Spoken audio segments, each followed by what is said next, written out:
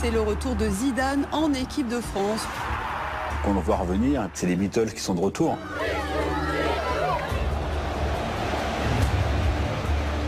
Raymond Domenech est convoqué par les joueurs. Dans les grands matchs, il est là. Dans les grands matchs, il ne s'échappe pas. Dans les grands matchs, il répond présent. Je n'ai jamais vu un joueur faire ce qu'a fait Zidane durant ces 90 minutes. Jamais. Cher Zinedine Zidane, la France vous admire.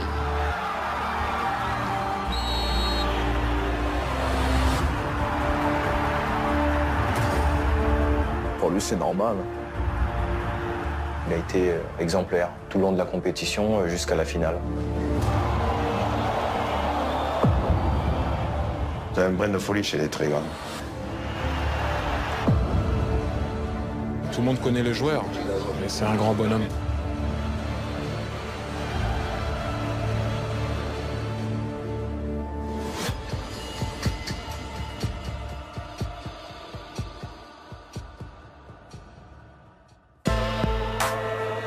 10 juillet 2006, lendemain de finale de Coupe du Monde. Malgré la défaite au tir au but contre l'Italie, malgré le coup de tête de Zinedine Zidane, des milliers de personnes sont venues rendre un hommage appuyé aux Bleus et à leur capitaine. L'instant est empreint d'émotion. Voici la dernière apparition publique de Zidane comme joueur de football. Il vient de disputer son ultime match devant 2 milliards de téléspectateurs. Le Mondial 2006, l'épilogue d'une carrière au sommet et d'un retour en équipe de France long de quelques mois à peine, mais riche en rebondissements.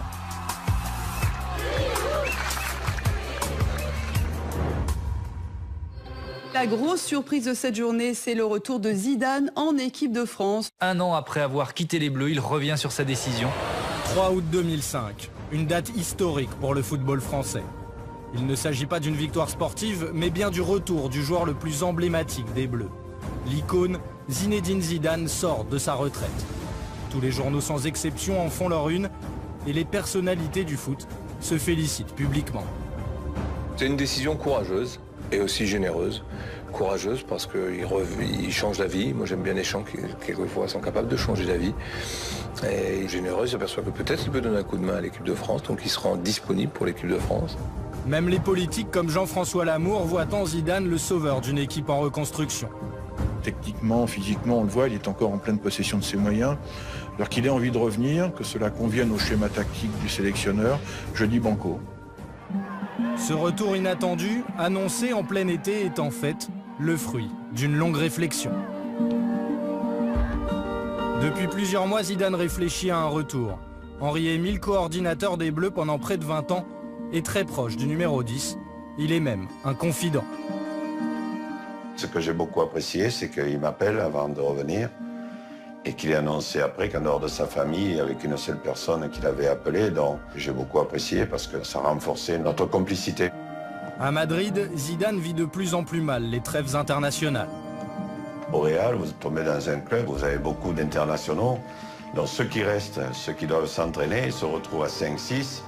C'est pas forcément évident de trouver du plaisir pendant 10 jours en étant très peu à l'entraînement. Vincent Duluc suit les Bleus pour le quotidien L'Équipe depuis plus de 15 ans. À l'époque, jouer seulement la Ligue des Champions et le championnat d'Espagne ne suffit plus à Zidane. Il finissait sa carrière au Real à un niveau qui ne le satisfaisait pas. Il sentait qu'il avait encore un petit quelque chose à donner et au bout d'un an sans équipe de France, il a vraiment eu envie de revenir. Je pense que c'est d'abord venu de son désir, c'est-à-dire qu'au-delà du fait que les autres avaient envie qu'il revienne, notamment Patrick Vieira, c'est d'abord venu de lui. Nous sommes au printemps 2005. Zinedine Zidane a fait son choix, revenir en équipe de France. À Paris, dans les salons privés d'un célèbre palace, il met certains joueurs dans la confidence. Notamment le capitaine Patrick Vieira et un autre retraité international, Lilian Thuram, lui aussi tenté par un retour. Zinedine Zidane convie également Raymond Domenech, un épisode raconté par le sélectionneur de l'équipe de France dans son livre « Tout seul ».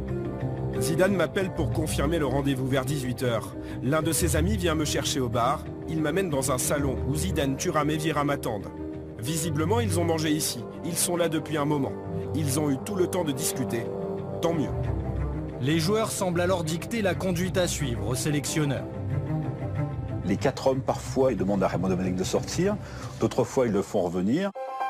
Il est notamment question de l'annonce de leur retour en équipe de France. Par exemple, dès cette réunion-là, il est décidé que c'est Zinedine Zidane, via son site web, qui annoncerait la nouvelle au mois de juillet. Et Kylian Thuram se ferait un petit peu désirer, mais finirait par venir. C'est-à-dire qu'en fait, tout ce qui s'est passé au jour le jour est quelque chose qui avait été décidé en amont dès le mois de juin. Une orchestration parfaite. Zidane annonce sur son site internet son retour. Lilian Thuram dans les jours qui suivent. Le prochain rassemblement de l'équipe de France, programmé mi-août, prend d'un coup une autre dimension.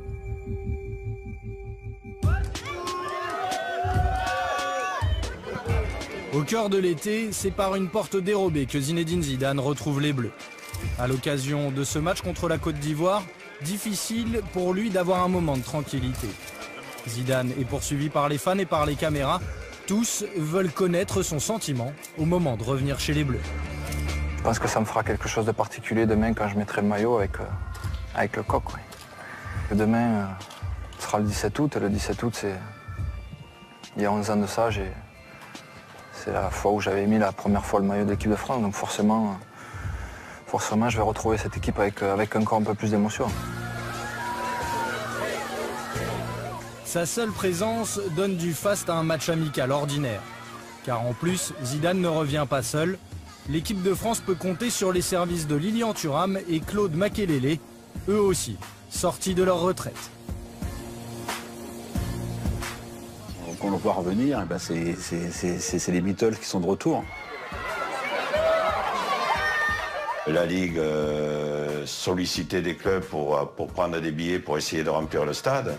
L'annonce de son retour a fait qu'il n'y avait plus une seule place et tout le monde cherchait des places. Leur présence redonne confiance à tout le monde, aux fans comme aux joueurs. N'importe quelle équipe au monde, tu vois Zidane arriver, Thuram et Makélélé, quand même, ça booste un peu. Beaucoup même.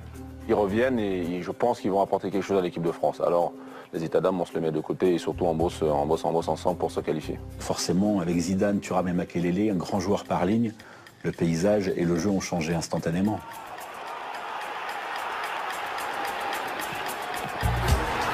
Face à une concurrence en rodage, sans forcément chercher à se faire mal, Zidane s'évalue.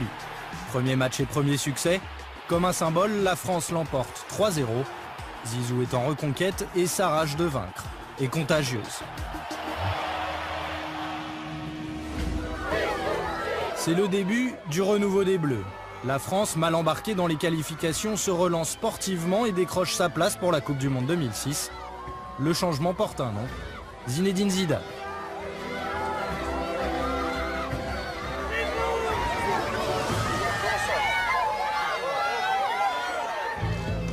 Zidane, une star sportive devenue une icône nationale.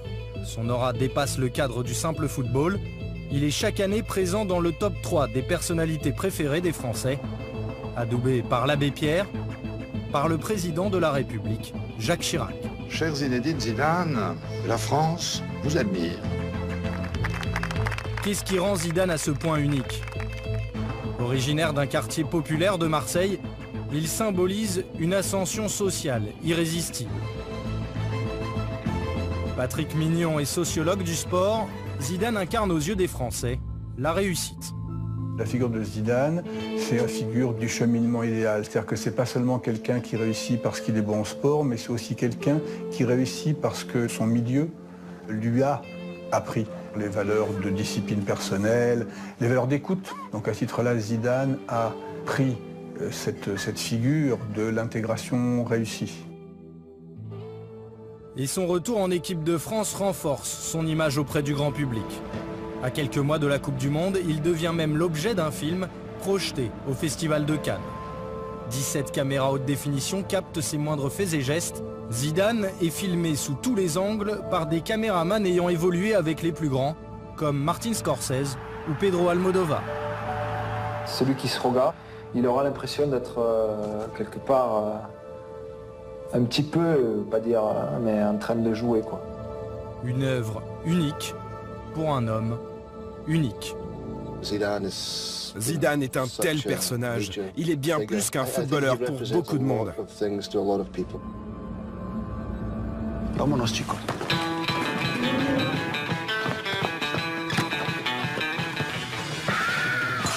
À mesure que la Coupe du Monde 2006 approche, Zinedine Zidane devient omniprésent sur les écrans. Un film, des reportages et des dizaines de publicités, il a le monde des marques entre ses mains. Les premières déclarations de son retour en 2005 sont d'ailleurs réservées à un de ses sponsors. Retrouvez en exclusivité mondiale les déclarations de Zinedine Zidane en touche 2. Comme je l'ai toujours dit, l'équipe de France a toujours été la chose la plus importante qui me soit arrivée. Orange, Danone, Canal Satellite, Adidas ou encore Audi se sont associés à lui pour un total, selon l'Express, de 8,6 millions d'euros de contrats publicitaires.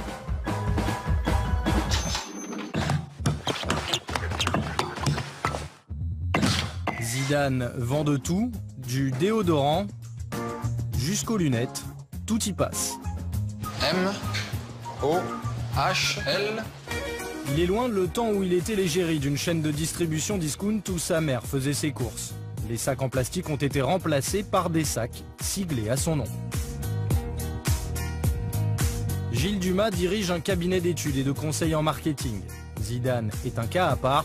Le footballeur s'est effacé derrière l'icône. Zidane a une carrière publicitaire extrêmement surprenante. On sent qu'il y a eu une orchestration de cette image derrière après des débuts un peu flous justement où on passait un peu d'une marque à l'autre. Ça a contribué à faire sortir Zidane de son rôle de footballeur. Que Zidane évite la politique ou les sujets de société n'est pas pour déplaire aux annonceurs qui redoutent la controverse. Sa parole est plutôt légère, il parle peu, on l'entend pas souvent. Zidane avait une qualité forte, c'est qu'il avait le charisme des silencieux. Il possède cette particularité, ce silence éloquent où chacun puise au gré de son interprétation ce qu'il veut bien y trouver. Cet homme a une forme de regard magnétique qui lui confère un charisme un peu unique. Une forme de regard qui est un mélange de douceur, de détermination et de sûreté de soi qui en fait quelqu'un au final d'exceptionnel. Les publicitaires ont souvent utilisé ses yeux dans les campagnes. On a souvent des gros plans où on va le regard extrêmement profond. Cette aura de mystère, finalement conjuguée à son palmarès exceptionnel et à son talent si personnel, où la grâce importe plus que la force, contribue à faire de lui cette figure d'exception. De son retour en 2005 à la finale de la Coupe du Monde en 2006, Zinedine Zidane, véritable icône du foot mondial, prouve qu'il est bien le guide de cette équipe de France, sur le terrain et en dehors.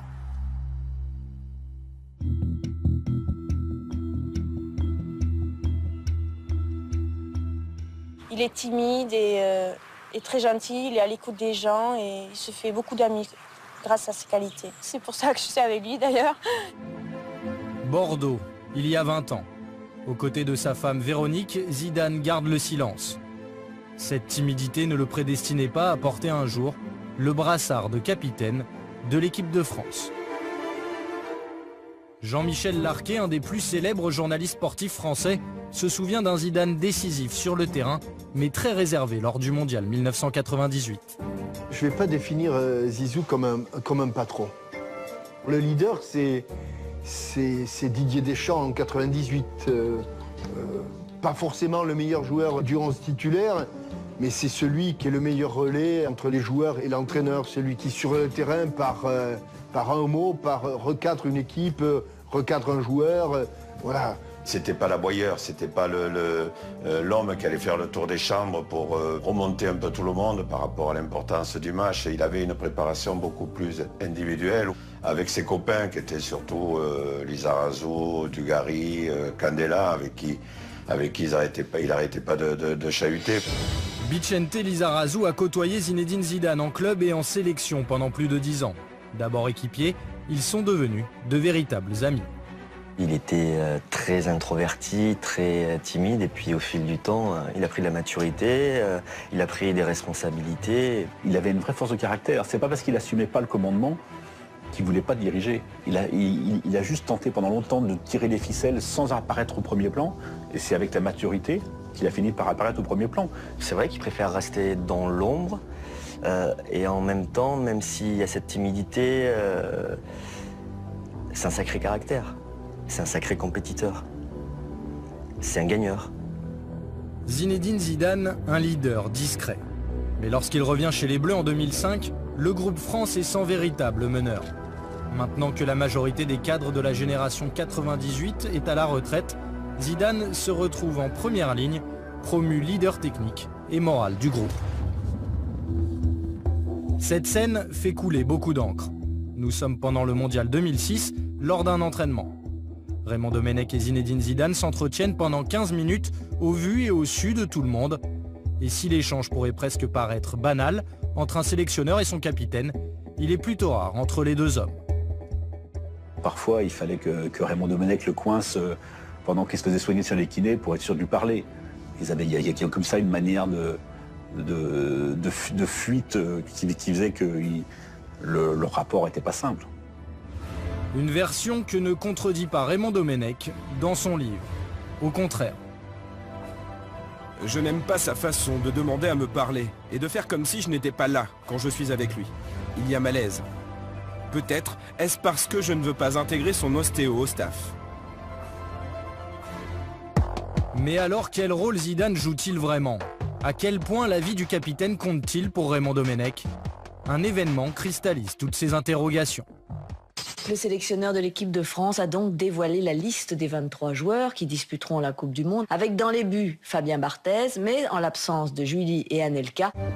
Dès la publication de la liste des 23 joueurs sélectionnés, les spéculations vont bon train. Zinedine Zidane a-t-il influé sur les choix de Raymond Domenech? Zidane voulait Anelka. Il n'a pas eu Anelka. On sait que Zidane voulait que Barthez soit gardien numéro 1. Il a eu Barthez gardien numéro 1. Grégory Coupet perd donc sa place de titulaire. La présence de nombreux Lyonnais ne suffit pas. Malgré des prestations mitigées, Fabien Barthez redevient gardien numéro 1. Il est soutenu par Vieira, Thuram, Sagnol, Makelele et Zidane, 5 cadres qui formeraient selon la presse le comité des sages. Mais jusqu'à quel point ce comité pèse-t-il dans la vie du groupe? C'est des romans quand on dit tel joueur a pu faire l'équipe, faisait l'équipe, c'est pas vrai. C'est toujours l'entraîneur qui fait l'équipe, c'est jamais les joueurs quels qu'ils soient. Par contre, dans les schémas qu'il pourrait y avoir, que lui préfère jouer avec tel ou tel joueur, et qu'il exprime sans imposer, puisque je vous dis, le dernier mot il revient à l'entraîneur, ben c'est normal. Heureusement que les joueurs s'expriment. Platini faisait pareil au Mexique, je me souviens, avec Henri Michel, mais c'est pas pour autant qu'il faisait l'équipe. Ce n'est pas au Mexique, mais à Tignes, pendant le stage de préparation au mondial, que les activités du comité se seraient prolongées. Commencé à l'hôtel Montana, puis poursuivi pendant la Coupe du Monde, des dîners auraient été organisés pour discuter organisation et tactique. Raymond Domenech avait-il transféré une partie de son pouvoir de décision? Il n'y a pas eu de prise de pouvoir tactique au-delà qu'on imagine. Il n'y a pas eu de complot anti-Domenech là-dedans. Je ne crois pas un seul instant à la thèse de l'autogestion ou de l'émancipation. La prise de pouvoir de Zidane tiendrait alors du mythe. Son rôle n'aurait pas dépassé celui de la simple consultation, mais un incident pendant la préparation le remet indirectement au centre des débats. À 15 jours du début de la Coupe du Monde de football, y a-t-il du rififi chez les Bleus? Grégory Coupet a failli claquer la porte de l'équipe de France. L'ascension du sommet de la grande mode censée unifier le groupe provoque le clash. Grégory Coupet n'apprécie pas que Fabien Barthez, touché à un mollet, renonce à mi-chemin. En fait, le Lyonnais ne digère pas d'être remplaçant. Il est persuadé que Barthez, soutenu par Zidane, bénéficierait d'un traitement de faveur. Coupet quitte le stage puis se ravise. Le malaise est palpable. Certains joueurs manient l'humour pour fuir la polémique. Il n'y a rien eu, donc en tout cas je ne suis pas au courant, donc ça s'arrête là. On peut la refaire. C'est parfait pour moi, je vous redis les mêmes mots. L'incident perturbe l'équilibre du groupe. Raymond Domenech doit s'expliquer face à la presse. On a eu un incident, effectivement. Grégory Coupet, à un moment, a craqué. C'est réglé. Pour nous, l'incident est clos. Maintenant, on peut parler de l'équipe de France. Le choix de Barthez comme numéro 1 et par conséquent l'influence de Zidane sont à nouveau discutés. Le capitaine, lui, ne s'exprimera jamais sur le sujet.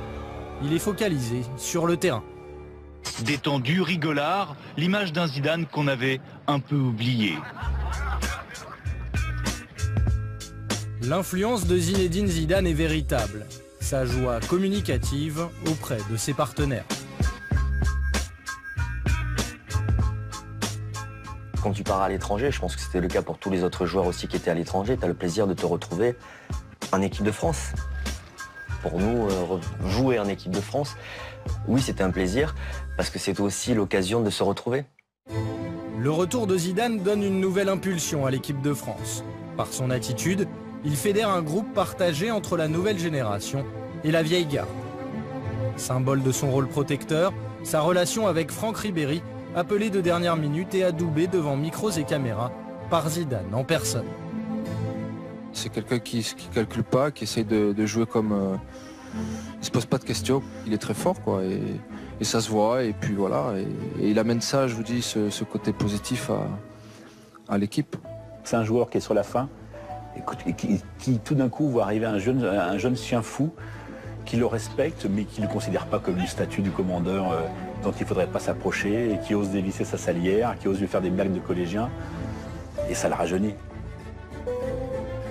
Zidane, dans le rôle du grand frère, semble avoir fait de Ribéry son héritier au poste de meneur de jeu.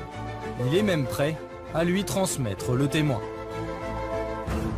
Il peut faire plus que du biais, mais en plus de ça, c'est quelqu'un qui marquera les esprits à chaque fois qu'il sera sur un terrain. Donc oui, c'est en plus de ça, il deviendra quelqu'un d'important dans le foot. Ouais. Elle est énorme votre relation avec Zidane. Voilà, Zizou, je pense que c'est la fin pour lui. Et moi, c'est le début. Et de jouer avec Zizou, c'est à moi de prendre le maximum de plaisir avec lui. Je peux vous dire que je me régale sur le terrain avec lui. On dirait un petit frère avec son grand frère. Voilà, c'est la famille. Devenu le vrai guide de l'équipe de France, Zidane va dès lors prouver qu'il est toujours un magicien balle au pied, avec ce don rare de faire chavirer tout un stade n'importe où, n'importe quand.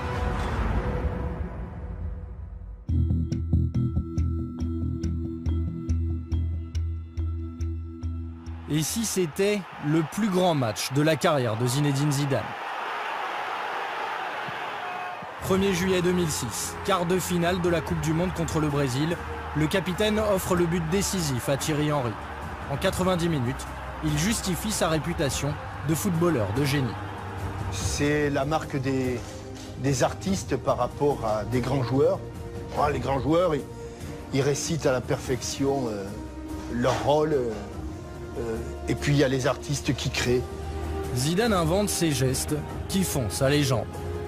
Dans les grands matchs, il est là. Dans les grands matchs, il ne s'échappe pas. Dans les grands matchs, il répond présent. Plus la retraite approche, plus Zidane semble fort. Comme si le capitaine retrouvait une seconde jeunesse. Et pourtant, les mois précédents, l'équipe de France et son capitaine n'emballent pas les spécialistes. Zidane sort de 2 saisons moyennes. Face aux interrogations sur son âge de 34 ans notamment, il semble imperturbable. Quand vous avez l'état d'esprit, quand vous avez l'envie, quelquefois, c'est pas forcément le plus important de s'être entraîné longtemps ou avoir joué beaucoup.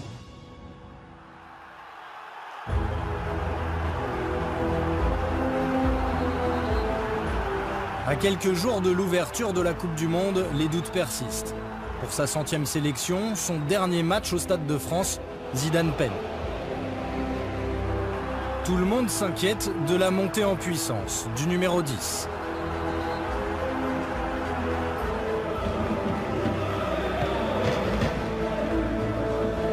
D'autant que cette Coupe du Monde sera sa dernière compétition. Il le confirme le 30 avril 2006. Désormais, Zinedine Zidane n'a qu'une obsession, marquer la Coupe du Monde de son empreinte. Tout est tourné pour lui vers la préparation athlétique, physique, psychologique de la Coupe du Monde. Le reste, soit ça ne l'intéresse pas beaucoup, soit il n'a plus les ressources physiques et mentales de disputer une saison entière avec une équipe du niveau du Real. Loin des critiques et des doutes, sa préparation n'est dès lors dédiée qu'à un seul but, partir à la retraite sur un deuxième titre de champion du monde, et son attitude a valeur d'exemplarité. Il y a très peu de joueurs qui peuvent allier, je dirais, la fantaisie à une certaine, comment je pourrais dire, longévité, voilà. Donc ça prouve que derrière ces qualités techniques, il y a quelqu'un qui travaille énormément. Il a beaucoup travaillé physiquement, il s'est entraîné sérieusement, il avait une hygiène de vie très stricte.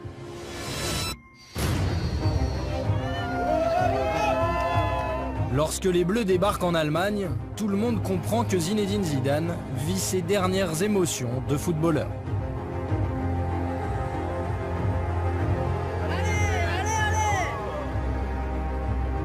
Il y avait deux destins parallèles, le destin collectif de l'équipe de France, c'était de se dire est-ce que de nouveau cette équipe de France peut rendre le public heureux?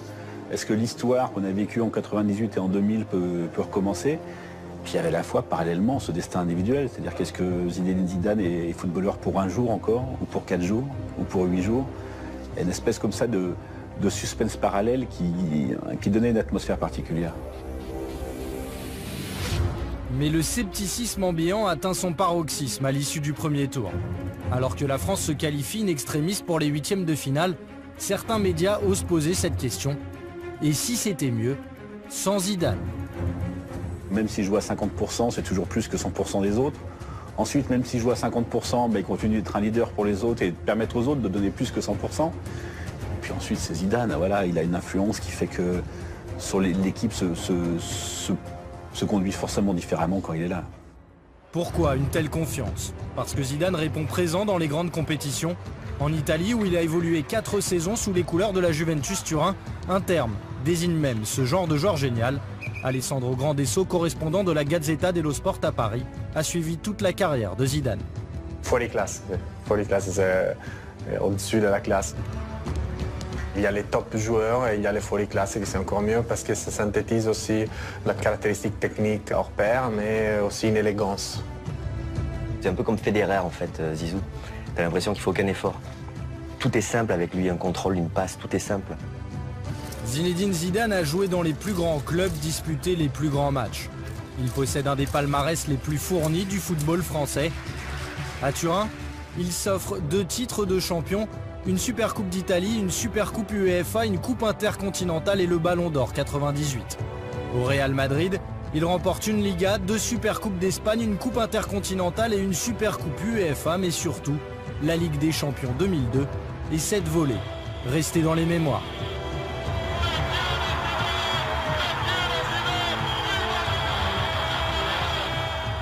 Pablo Polo Santias, journaliste à Marca, repense régulièrement à ce geste unique.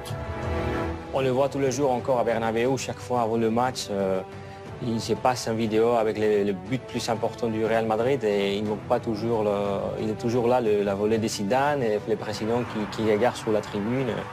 C'est comme quelque chose qui est déjà un classico de Bernabéu, le but de Zidane.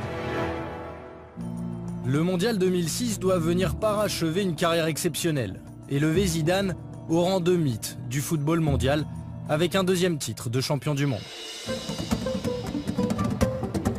Mais sur la route de la France, il y a l'Espagne en 8e de finale. La presse ibérique fait ses gros titres sur une équipe de France trop vieille. Elle se délecte d'expédier un Zidane vieillissant à la retraite. Il est une bénédiction pour tous ceux qui l'ont eu. Pour vous, pour nous, pour moi qui suis des Real Madrid. Mais ce qui est dommage, c'est qu'il se fait vieux. Il est très bon, mais demain, il prend sa retraite. Zidane s'en va, c'est son dernier match, son ultime partie. Quand on leur a traduit que, ça y est, pour les Espagnols, c'était le jubilé de Zizou, ça a été une très très bonne préparation. Après un premier tour difficile, cette polémique gonfle l'orgueil des Français. C'est bon pour leur confiance, je sais pas, peut-être que c'est leur motivation, mais bon, nous aussi on est très contents de jouer les Espagnols, donc après la vérité sera sur le terrain. Il y a toujours un peu de provoque là, sur les France-Espagne. Ça ne me dérange pas. Ouais, mais bon, on sait très bien que les Espagnols n'ont jamais gagné. Enfin, du moins pour l'instant. C'est pas près d'arriver. C'est vrai qu'on s'est précipité un peu parce que on a fait une retraite de Zidane un peu plus avant. Le sélectionneur de l'équipe d'Espagne, Luis Aragonès, poursuit l'entreprise de déstabilisation médiatique, se moquant de la moyenne d'âge de l'équipe de France. L'équipe de France est si vieille qu'elle n'a plus beaucoup de dents. Indirectement, il vise Zinedine Zidane. Il laisse parler les autres, mais je peux vous dire que c'est un super compétiteur, c'est un sacré compétiteur. Zidane ne dit rien, sa réponse va venir du terrain, cinglante et implacable. Se viene Zidane, digo partido liquidado, acá está Zidane, espera Wilton, que golazo de Zizou, gol! 91e minute de jeu, Zinedine Zidane marque le 3e but français, l'expérience tricolore surclasse la jeunesse espagnole. J'ai le regret de dire aux Espagnols parce que c'est vrai qu'ils nous ont assez chambré là-dessus, que c'est pas ce match-là et voilà, donc l'aventure continue. C'est beau, c'est très beau, très content pour lui, surtout pour nous. On est une équipe de vieux, mais on sait être patient. Les jeunes s'essoufflent plus vite en général. Zidane, symbole des Bleus métamorphosés. En 90 minutes, il chasse les doutes et les critiques. Qu'on puisse se poser simplement la question, pour moi, était un drame. Mais bon, c'est comme ça. Et nous, avec notre petite équipe de vieux, on va continuer à avancer encore.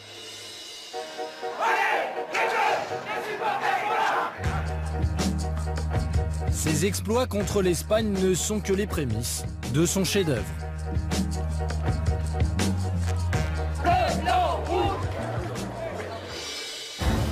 La France se prépare à rencontrer le Brésil et ses stars Ronaldo, Ronaldinho ou Juninho. Les champions du monde en titre, une équipe à part aux yeux de Zinedine Zidane. Il le confie à quelques mois du Mondial 2006. Je crois qu'on n'a rien envié à aucune autre nation. La seule équipe qui peut être redoutable et la seule équipe qui l'a toujours été, c'est le Brésil. Le Brésil, un adversaire qui inspire Zinedine Zidane. En 1998, il marque par 2 fois, offrant aux Bleus leur plus grand succès, la Coupe du Monde. Tout le monde va penser qu'il a fait le plus grand match de sa vie en finale de la Coupe du Monde 98 contre le Brésil. C'est vrai que marquer 2 buts en finale de la Coupe du Monde, ça ne peut pas être quelque chose d'anodin. Mais tout au bout de sa carrière, le match le plus complet, le plus brillant, le plus fascinant, le plus magique, ça reste France-Brésil. Ce 1er juillet 2006, avant même le coup d'envoi, Vincent Duluc a un pressentiment. Nous, en tribune de presse, on avait de la chance, on était à 15 mètres du terrain, tout en bas du stade de Francfort, on les voyait presque aller toucher. Ça ressemblait pas à un quart de finale de la Coupe du Monde. Dans le couloir, on les voyait qui discutaient, qui s'embrassaient, il y avait une espèce de fraternité comme ça avant que ça commence. Et ça, dans cette atmosphère-là, j'étais persuadé qu'il serait effectivement le meilleur. Il avait l'air tellement apaisé, tellement serein. Dès les premiers ballons qu'il touche, il leur fait la misère là au milieu de terrain. C'était fascinant, c'est-à-dire qu'on se rendait compte que quand le Brésilien arrivait, Zidane avait déjà décidé ce qu'il allait lui faire. Et sur la prise de balle, déjà, il lui faisait perdre 3 mètres. Sur le premier contrôle, l'autre montait dans le bus. Enfin, c'était absolument fascinant. Je pense qu'il n'a jamais été aussi fort que ce jour-là. J'en ai vu des matchs. J'en ai commenté près de 1500, mais j'en ai vu peut-être 10 fois plus. Je n'ai jamais vu un joueur faire ce qu'a fait Zidane durant ces 80 minutes. Jamais. Jamais. Tout ce qu'il a fait, c'était parfait. Ses premiers ballons donnent le ton, celui du récital de Zinedine Zidane. C'est le peintre qui réussit son chef-d'œuvre, et s'il le recommence 1000 fois, il ne retrouvera jamais son coup de pinceau, son inspiration.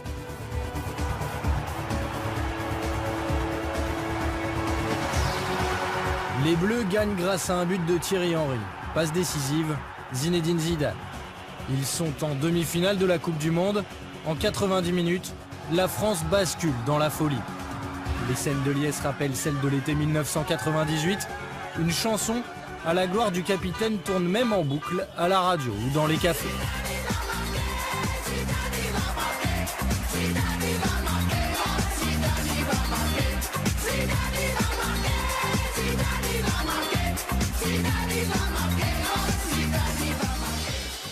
Poussés par cet élan populaire, portés par leur capitaine, les joueurs croient plus que jamais en leur destin. Je suis allé le voir à la fin pour aller le féliciter parce que voilà, c'était beau. Et t'as répondu quoi? Rien, pour lui c'est normal. Un pénalty contre le Portugal dans la foulée d'un but contre l'Espagne et d'une prestation incroyable contre le Brésil. Dans le sillage du magicien Zidane, la France renoue avec son glorieux passé. Comme en 1998, l'équipe de France dispute la finale de la Coupe du Monde.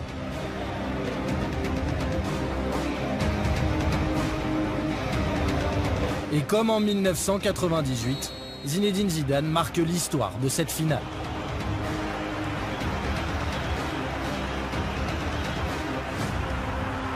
La France mène 1-0 contre l'Italie grâce à un geste incroyable, une panenka. Frapper le pénalty comme il le frappe, c'est quand même gonflé. Hein. Il faut le faire. Même ses partenaires comme Alou Diarra sont stupéfaits. Il fait cette panenka, un geste fou en finale de Coupe du Monde. On se dit comment il a pu tenter ce geste-là à ce moment-là. On voit la balle toucher la transversale et rentrer, et c'est là où il y a eu des frissons et en même temps une immense joie après ce but. Il sait que c'est un geste risqué, il sait que c'est un match très important, et il le tente et il a réussi. Roland Courbis a entraîné Zinedine Zidane à Bordeaux. Il voit dans ce geste impensable quelque chose d'irrationnel. Tirer ce pénalty avec une panenka, j'attaque pas une carrière de détective et je ne me prendrai pas pour Sherlock Holmes. Mais c'est pour moi la démonstration que Zizou, ce soir-là, est dans un état second. Zidane restera dans l'histoire du football pour son élégance balle au pied, mais aussi pour son côté imprévisible, voire impulsif.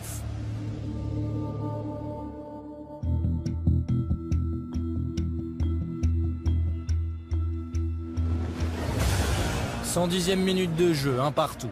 Materazzi est à terre, les Italiens et leurs gardiens de but sont fous de rage et en appellent à l'arbitre de touche. Pour nous, c'est vraiment de l'étonnement. Le jeu est arrêté, on se pose des questions. Voilà, on ne sait pas ce qui s'est passé. Sur le coup, on se dit, Materazzi, c'est comme d'habitude, il fait du cinéma, il n'y a rien eu, c'est hors écran. La réalisation finit par montrer l'image. Zinedine Zidane vient d'asséner un coup de tête au thorax de Marco Materazzi. Présent dans le stade, Henri-Émile ne voit pas les images en direct. C'est Aimé Jacquet qui lui explique. J'ai retrouvé Aimé, moi, parce qu'on repartait ensemble, mais je ne savais pas du tout ce qui s'était passé. Il m'a dit, tu verrais l'agression qu'il y a eu. Puis quand on voit l'écran, on se dit aïe aïe aïe. Zidane reçoit son 14e carton rouge chez les professionnels. Il termine sa carrière sur une expulsion. Sur le terrain, c'est l'incompréhension. On est outré par la décision arbitrale parce qu'on ne comprend pas en fait. Voilà, il y a un manque d'information. On pense que la décision arbitrale est démesurée. C'est une énorme catastrophe de perdre Zizou à ce moment-là dans un match comme celui-ci. Zinedine Zidane vient de dévoiler au grand public sa part d'ombre, qu'il n'a jamais vraiment réussi à canaliser. Il avait énormément de talent, mais il avait aussi du caractère. Il avait un brin de folie chez les très grands. Van Gogh avait un brin de folie. Et je pense que Zizou se situe à ce niveau dans un tel geste. Zinedine Zidane, c'est un miroir à deux facettes. D'un côté, un homme doux, gentil, au naturel réservé. De l'autre, il est aussi un impulsif, un sanguin. À cause de son passé italien, on savait qu'il avait les points faibles. Zidane, il avait une pression énorme sur lui et tous les joueurs le savent, le sentent sur un terrain et ils savent comment intervenir. En particulier Materazzi. Materazzi, on sait que c'est un provocateur né. Il l'a déjà fait auparavant en Serie A. Sior Materazzi avait bien choisi sa cible, avait bien choisi ses mots, avait bien choisi les personnes qui étaient susceptibles de faire disjoncter Zizou. Et pourtant, les joueurs avant le match évoquent l'attitude des Italiens, leur possible provocation. On en parle, oui. Il y a Lilian qui en parle, il y a Zizou aussi qui en parle parce qu'il les connaît bien. Rester serein, pas rentrer dans la provocation, rester focalisé sur le match, rester concentré. Insolent de facilité sur un terrain, Zidane pousse ses adversaires à commettre des fautes. Souvent harcelé ou provoqué, parfois il réagit. L'objectif de cette équipe adversaire, c'était de Zidane ne touche pas la balle. Et voilà, s'il faut faire faute, on fait faute. s'il y a un joueur qui plus est talentueux, qui peut péter un boulon parce que on l'insulte, je ne dis pas que c'est conseillé, mais ça se fait, conseiller ou pas. Zidane aura connu dans sa carrière plusieurs coups de sang. Le plus pénalisant, un coup de tête en Coupe d'Europe qui lui coûte le Ballon d'Or 2000. Le plus connu, son premier carton rouge en Coupe du Monde. C'était contre l'Arabie Saoudite en 1998 et à l'époque, son capitaine Didier Deschamps ne le ménage pas. C'est impardonnable. Il est impulsif, il nous met en péril, il se pénalise et nous pénalise aussi. En 2006, l'implication sportive est encore plus grande. Quelques minutes après l'expulsion de Zidane, la France perd la finale de la Coupe du Monde au tir au but. Comment le vestiaire réagit-il? Il s'excuse devant tout le groupe pour son geste. Ça n'a pas été facile pour lui, mais c'est quelqu'un de responsable qui a pris ses responsabilités. Il était conscient de son geste. Il a été conscient des répercussions et il est venu s'excuser auprès de tous. Et face aux médias, aucun joueur n'accable le capitaine. Ça n'a pas changé grand-chose. Fini sur une finale de Coupe du Monde et ça n'enlève rien du tout à rien. Et au contraire, il faut même lui dire merci parce que s'il n'était pas revenu, on ne serait pas là ce soir. Moi, du fond du cœur, personnellement, j'ai envie de lui dire merci. Et tout le monde connaît le joueur. C'est un grand bonhomme.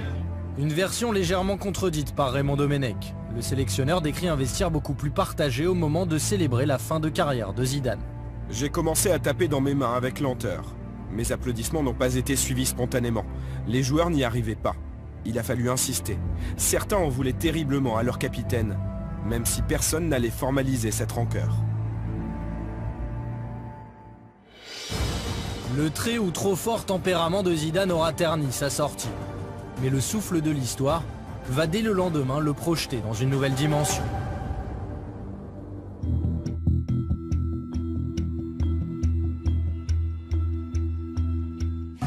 L'emballement est à la mesure du poids de Zinedine Zidane, gigantesque. En Angleterre, qu'est-ce qui a bien pu passer par la tête de Zinedine Zidane? Au Brésil, malgré son agression, Zinedine Zidane a été élu meilleur joueur du tournoi par la FIFA.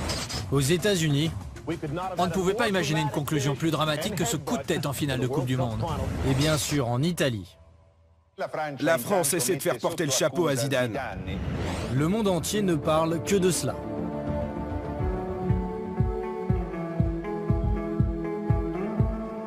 Pour le public français, le débat n'est pas de savoir si la victoire italienne est méritée, mais si Zidane a eu raison ou pas de faire ce geste.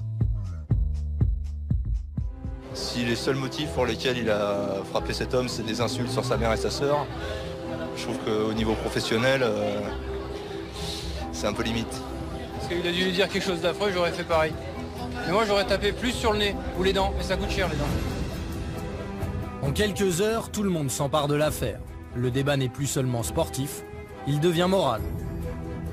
Zidane a valeur d'exemple pour les jeunes du monde entier. Mais qu'ont-ils retenu hier soir de la prestation du capitaine de l'équipe de France?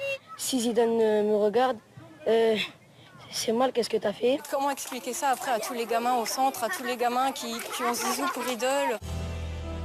Il y a ceux qui s'interrogent sur l'attitude de Zinedine Zidane et ceux qui le comprennent.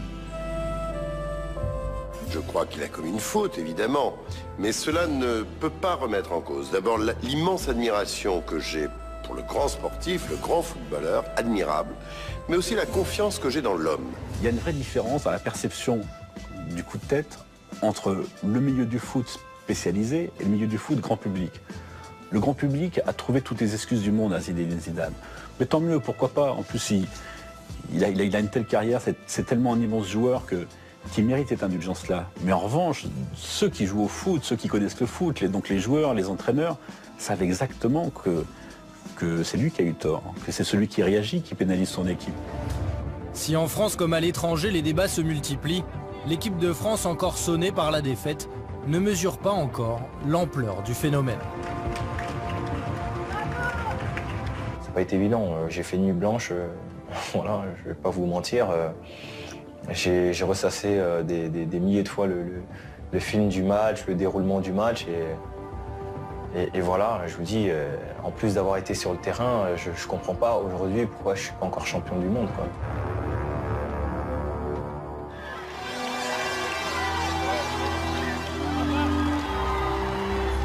Dès le lendemain de cette défaite, les Bleus ont les honneurs de l'Elysée. Face à l'homme le plus controversé du moment, le président de la République donne lui aussi son avis. Et il est, on ne peut plus clair. Cher Zinedine Zidane, ce que je veux vous dire, au moment le plus intense peut-être, un moment dur de votre carrière, c'est l'admiration. Et c'est l'affection de la nation tout entière, son respect aussi. Une déclaration forte au nom de tous les Français, mais qui ne stoppe pas le phénomène.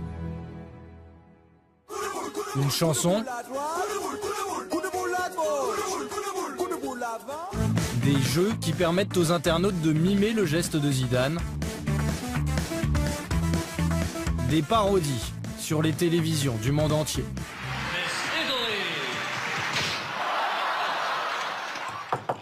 Yes. Bon anniversaire. La polémique devient incontrôlée et incontrôlable. Le coup de boule de Zizou caracole en tête dans les moteurs de recherche. Muet jusqu'à présent, Zinedine Zidane finit par prendre la parole. Le 13 juillet, 4 jours après la finale, il se confie à Claire Chazal dans le journal télévisé le plus regardé d'Europe et accuse Marco Materazzi, le défenseur italien. Quand on attaque votre mère, votre sœur, et qu'on essaye plusieurs fois, enfin, quand on vous le dit une fois, 2 fois, que vous vous tournez et que vous essayez d'éviter ça, au bout de la 3e fois, bah forcément, il s'est passé ce qui s'est passé. Je ne peux pas vous dire que je suis fier de ce geste, mais en même temps, je ne le regrette pas, parce que si je le regrettais, ça voudrait dire que je donne raison à tous ces mots que cette personne m'a dit. Et ça, je peux pas l'accepter. Une communication parfaitement maîtrisée pour préserver son image d'icône. Les communicants qui travaillaient avec Zidane ont très vite essayé de renverser l'opinion pour faire de Zidane une victime. Les annonceurs de Zidane ont très vite balancé des pages entières de pub sur Zinedine Zidane, l'ami des enfants, voilà. Tout a été orchestré pour faire de Zidane une victime et de faire de Materazzi le coupable. Des sondages viennent montrer que 60% des Français pardonnent à Zidane son geste violent. Plus de la moitié affirment même qu'ils comprennent sa réaction. La stratégie fonctionne. C'est un être humain, donc il a ses forces et ses faiblesses. À partir de là, on ne peut pas juger. Non, je trouve que c'est bien, parce qu'il n'a jamais parlé aussi longtemps, je crois. Il ne regrette pas, et je trouve ça bien aussi, parce que je pense que ce qu'on a dû lui dire devait être passablement odieux pour qu'il fasse ça. Quelqu'un de normal aurait réagi probablement de la même manière.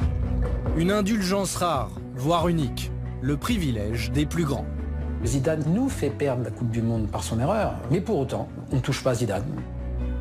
N'importe quel autre joueur l'aurait fait, il devait quitter le territoire tellement il était en danger. Non, lui, on lui accordait tout. On oublie tout grâce à notre petit Zizou. On devient fou et on lui lance les bisous. Alors que le pauvre Thierry Henry, qui a eu l'indélicatesse d'avoir un réflexe qui consistait à mettre une main dans une surface de réparation, a été cloué au pilori et quasiment pendu sur la place publique. Cet épisode, le dernier de sa carrière de joueur, n'écorne pas son image. Au contraire, son apparition au balcon d'un hôtel de la place de la Concorde, le lendemain de la finale perdue, est emblématique. Ce coup de tête fait partie intégrante de la légende Zidane. Une légende, c'est pas seulement parce que quelqu'un réussit tout. C'est parce que chez celui qui réussit, il y a une faiblesse.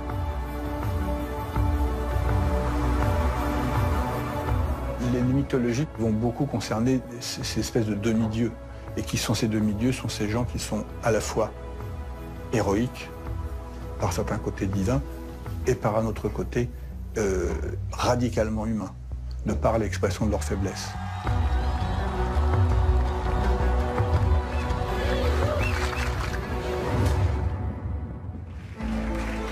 Près de 10 ans se sont écoulés depuis le départ de Zinedine Zidane, 10 années pendant lesquelles la France s'est en vain chercher un successeur. La France, partagée entre le souvenir de Zidane joueur et l'espoir d'un futur inéluctable.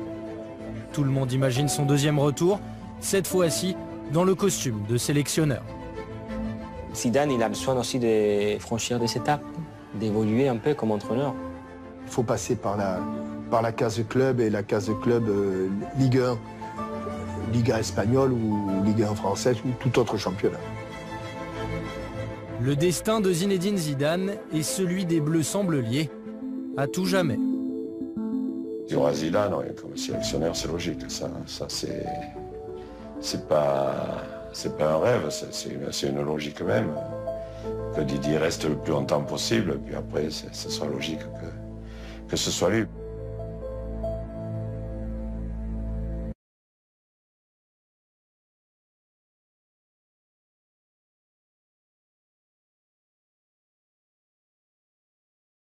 Et tactique. Raymond Domenech avait-il transféré une partie de son pouvoir de décision? Il n'y a pas eu de prise de pouvoir tactique au-delà qu'on imagine, il n'y a pas eu de complot anti-Domenech là-dedans. Je ne crois pas un seul instant à la thèse de l'autogestion ou de l'émancipation.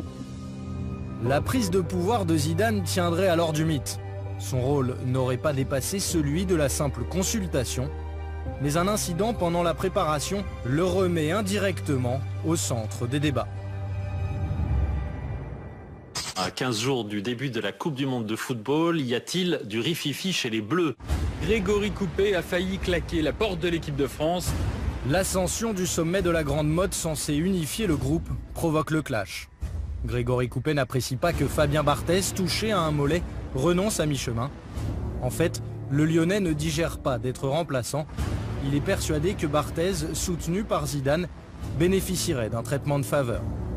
Coupet quitte le stage puis se ravise. Le malaise est palpable. Certains joueurs manient l'humour pour fuir la polémique. Il n'y a rien eu, donc en tout cas je ne suis pas au courant, donc ça s'arrête là.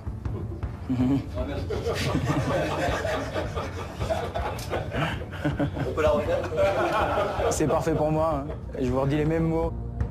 L'incident perturbe l'équilibre du groupe. Raymond Domenech doit s'expliquer face à la presse.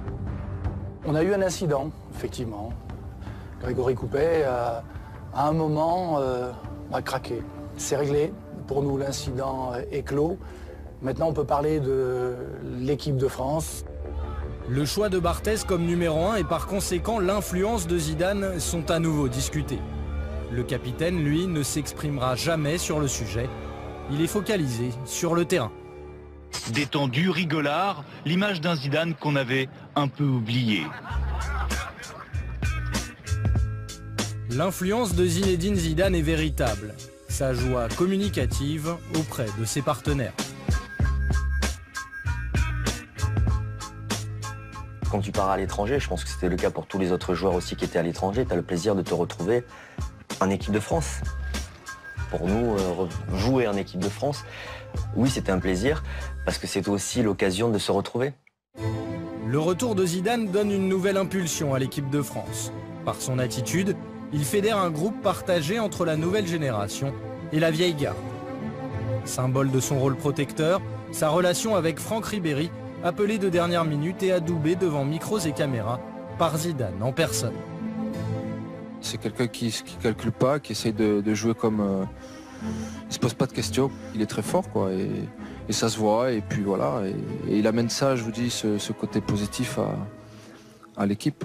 C'est un joueur qui est sur la fin, et qui tout d'un coup voit arriver un jeune chien fou, qui le respecte, mais qui ne le considère pas comme une statue du commandeur dont il ne faudrait pas s'approcher, et qui ose dévisser sa salière, qui ose lui faire des blagues de collégien, et ça le rajeunit. Zidane, dans le rôle du grand frère, semble avoir fait de Ribéry son héritier au poste de meneur de jeu. Il est même prêt à lui transmettre le témoin. Il peut faire plus que du bien, mais en plus de ça, c'est quelqu'un qui marquera les esprits à chaque fois qu'il sera sur un terrain. Donc oui, c'est en plus de ça, il deviendra quelqu'un d'important dans le foot. Ouais. Elle est énorme, votre relation avec Zidane. Voilà, Zizou, je pense que c'est la fin pour lui.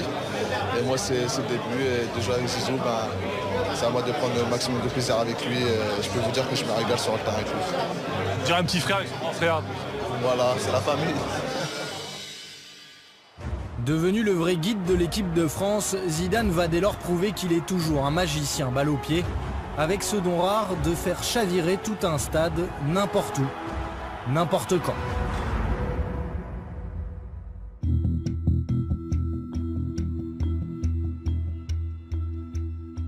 Et si c'était le plus grand match de la carrière de Zinedine Zidane?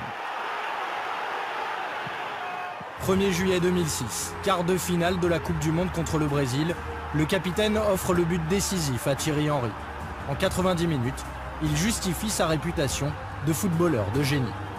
C'est la marque des artistes par rapport à des grands joueurs. Les grands joueurs, ils récitent à la perfection leur rôle. Et puis il y a les artistes qui créent. Zidane invente ces gestes qui font sa légende. Dans les grands matchs, il est là. Dans les grands matchs, il ne s'échappe pas. Dans les grands matchs, il répond présent. Plus la retraite approche, plus Zidane semble fort. Comme si le capitaine retrouvait une seconde jeunesse. Et pourtant, les mois précédents, l'équipe de France et son capitaine n'emballent pas les spécialistes. Zidane sort de 2 saisons moyennes. Face aux interrogations sur son âge de 34 ans notamment, il semble imperturbable. Quand vous avez l'état d'esprit, quand vous avez l'envie, quelquefois c'est pas forcément le plus important de s'être entraîné longtemps ou avoir joué beaucoup.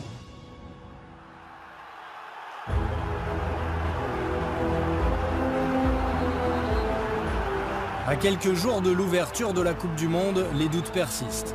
Pour sa 100e sélection, son dernier match au Stade de France, Zidane peine. Tout le monde s'inquiète de la montée en puissance du numéro 10.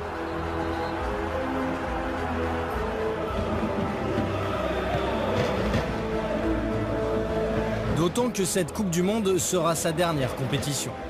Il le confirme le 30 avril 2006. Désormais, Zinedine Zidane n'a qu'une obsession, marquer la Coupe du Monde de son empreinte. Tout est tourné pour lui vers la préparation athlétique, physique, psychologique de la Coupe du Monde. Le reste, soit ça ne l'intéresse pas beaucoup, soit il n'a plus les ressources physiques et mentales de disputer une saison entière avec une équipe du niveau du Real. Loin des critiques et des doutes, sa préparation n'est dès lors dédiée qu'à un seul but, partir à la retraite sur un 2e titre de champion du monde. Et son attitude a valeur d'exemplarité. Il y a très peu de joueurs qui peuvent allier, je dirais, la fantaisie à une certaine, comment je pourrais dire, longévité, voilà. Donc ça prouve que derrière ces qualités techniques, il y a quelqu'un qui travaille énormément. Il a beaucoup travaillé physiquement, il s'est entraîné sérieusement, il avait une hygiène de vie très stricte.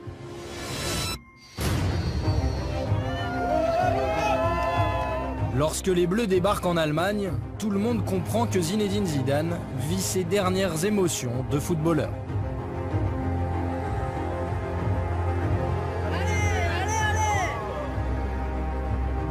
Il y avait 2 destins parallèles, le destin collectif de l'équipe de France, c'était de se dire est-ce que de nouveau cette équipe de France peut rendre le public heureux? Est-ce que l'histoire qu'on a vécue en 98 et en 2000 peut recommencer? Puis il y avait à la fois parallèlement ce destin individuel, c'est-à-dire qu'est-ce que Zinedine Zidane est footballeur pour 1 jour encore, ou pour 4 jours, ou pour 8 jours. Il y a une espèce comme ça de suspense parallèle qui donnait une atmosphère particulière. Mais le scepticisme ambiant atteint son paroxysme à l'issue du premier tour. Alors que la France se qualifie in extremis pour les 8e de finale, certains médias osent poser cette question. Et si c'était mieux sans Zidane? Même s'il joue à 50%, c'est toujours plus que 100% des autres. Ensuite, même s'il joue à 50%, il continue d'être un leader pour les autres et de permettre aux autres de donner plus que 100%. Et puis ensuite, c'est Zidane. Voilà, il a une influence qui fait que sur l'équipe se conduit forcément différemment quand il est là. Pourquoi une telle confiance? Parce que Zidane répond présent dans les grandes compétitions.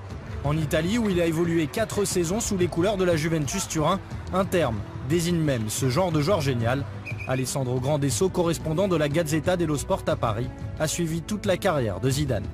Folie classe, c'est au-dessus de la classe. Il y a les top joueurs et il y a les folies classes et c'est encore mieux parce que ça synthétise aussi la caractéristique technique hors pair, mais aussi une élégance. C'est un peu comme fait. C'est le retour de Zidane en équipe de France. On le voit revenir, c'est les Beatles qui sont de retour.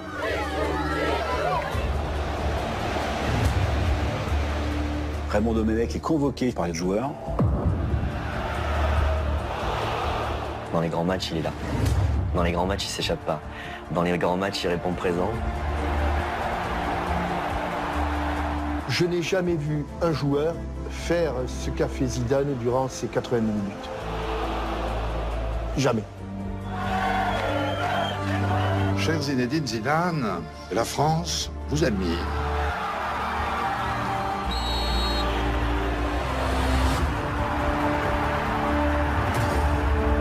Pour lui, c'est normal. Il a été exemplaire tout le long de la compétition jusqu'à la finale. C'est un brin de folie chez les très grands. Tout le monde connaît le joueur, mais c'est un grand bonhomme.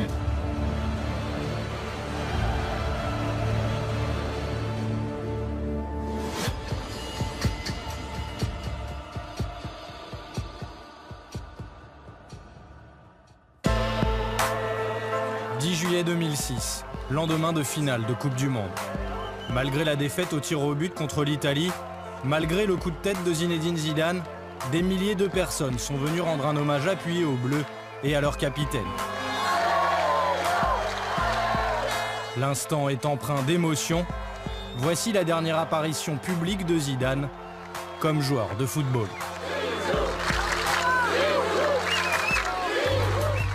Il vient de disputer son ultime match devant 2 milliards de téléspectateurs. Le Mondial 2006, l'épilogue d'une carrière au sommet et d'un retour en équipe de France long de quelques mois à peine, mais riche en rebondissements.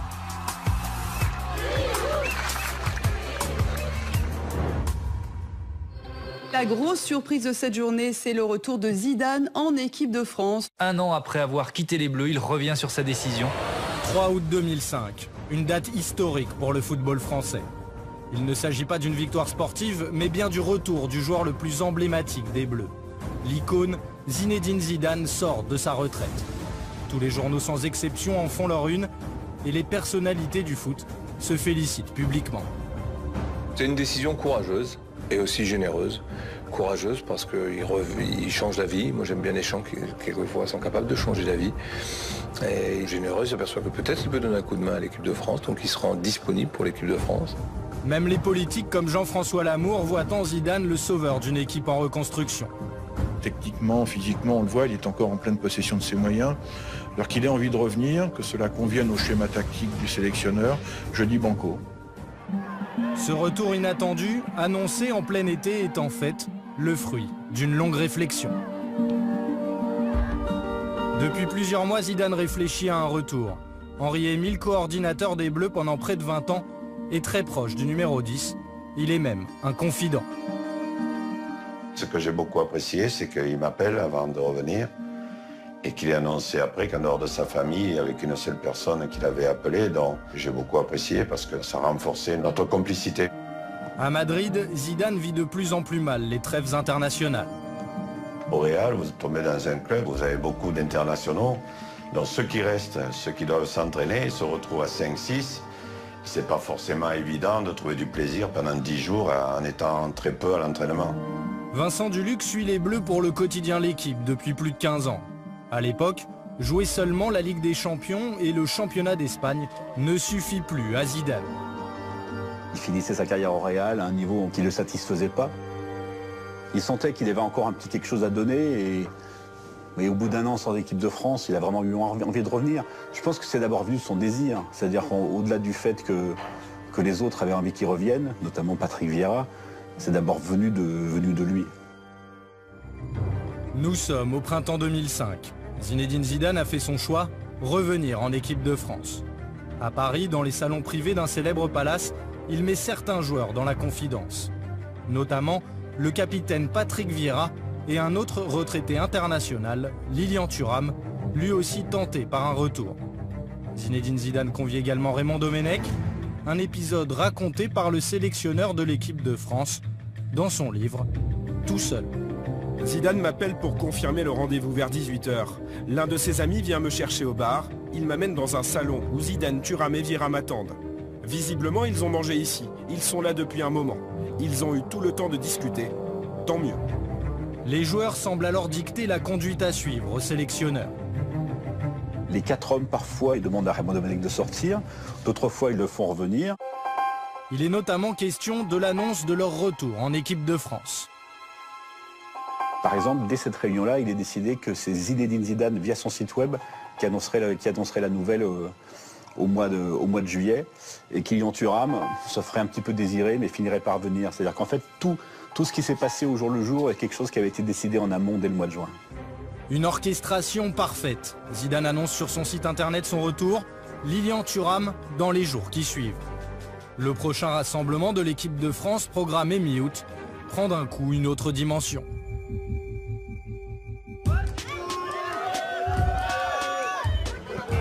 Au cœur de l'été, c'est par une porte dérobée que Zinedine Zidane retrouve les Bleus. À l'occasion de ce match contre la Côte d'Ivoire, difficile pour lui d'avoir un moment de tranquillité. Zidane est poursuivi par les fans et par les caméras. Tous veulent connaître son sentiment au moment de revenir chez les Bleus. Je pense que ça me fera quelque chose de particulier demain quand je mettrai le maillot avec le coq. Oui. Demain, ce sera le 17 août. Et le 17 août, c'est il y a 11 ans de ça. C'est la fois où j'avais mis la première fois le maillot de l'équipe de France. Donc forcément, je vais retrouver cette équipe avec encore un peu plus d'émotion. Sa seule présence donne du faste à un match amical ordinaire. Car en plus, Zidane ne revient pas seul. L'équipe de France peut compter sur les services de Lilian Thuram et Claude Makélélé, eux aussi, sortis de leur retraite. Quand on le voit revenir, c'est les Beatles qui sont de retour. La Ligue sollicitait des clubs pour prendre des billets pour essayer de remplir le stade. L'annonce de son retour a fait qu'il n'y avait plus une seule place et tout le monde cherchait des places. Leur présence redonne confiance à tout le monde, aux fans comme aux joueurs. N'importe quelle équipe au monde, tu vois Zidane arriver, tu as Makélélé quand même, ça booste un peu, beaucoup même. Ils reviennent et je pense qu'ils vont apporter quelque chose à l'équipe de France. Alors les états d'âme, on se les met de côté et surtout on bosse ensemble pour se qualifier. Forcément, avec Zidane, Thuram et Makélélé, un grand joueur par ligne, le paysage et le jeu ont changé instantanément.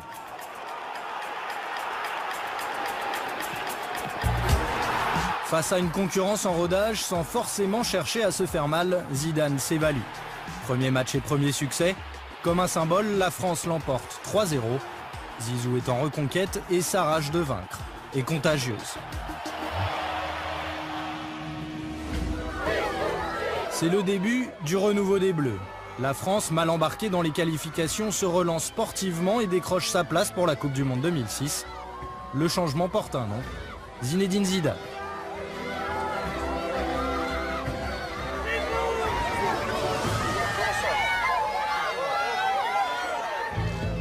Zidane, une star sportive devenue une icône nationale. Son aura dépasse le cadre du simple football. Il est chaque année présent dans le top 3 des personnalités préférées des Français, adoubé par l'abbé Pierre, par le président de la République, Jacques Chirac. Cher Zinedine Zidane, la France vous admire. Qu'est-ce qui rend Zidane à ce point unique? Originaire d'un quartier populaire de Marseille, il symbolise une ascension sociale irrésistible.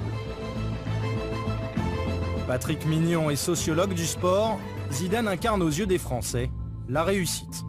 La figure de Zidane, c'est la figure du cheminement idéal. C'est-à-dire que c'est pas seulement quelqu'un qui réussit parce qu'il est bon au sport, mais c'est aussi quelqu'un qui réussit parce que son milieu lui a appris les valeurs de discipline personnelle, les valeurs d'écoute. Donc à ce titre-là, Zidane a pris cette figure de l'intégration réussie. Et son retour en équipe de France renforce son image auprès du grand public. À quelques mois de la Coupe du Monde, il devient même l'objet d'un film projeté au Festival de Cannes. 17 caméras haute définition captent ses moindres faits et gestes. Zidane est filmé sous tous les angles par des caméramans ayant évolué avec les plus grands, comme Martin Scorsese ou Pedro Almodovar. Celui qui se regarde, il aura l'impression d'être quelque part un petit peu, pas dire, mais en train de jouer, quoi. Une œuvre unique pour un homme unique. Zidane est un tel personnage. Il est bien plus qu'un footballeur pour beaucoup de monde. Vámonos, chicos.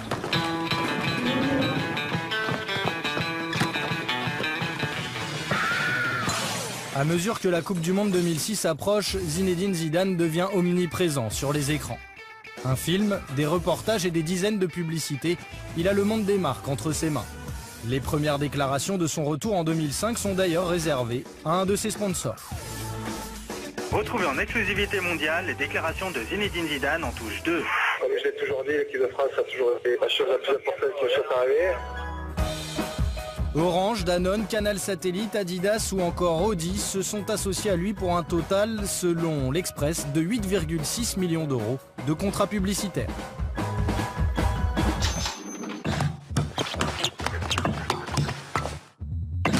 Zidane vend de tout, du déodorant jusqu'aux lunettes, tout y passe. M-O-H-L.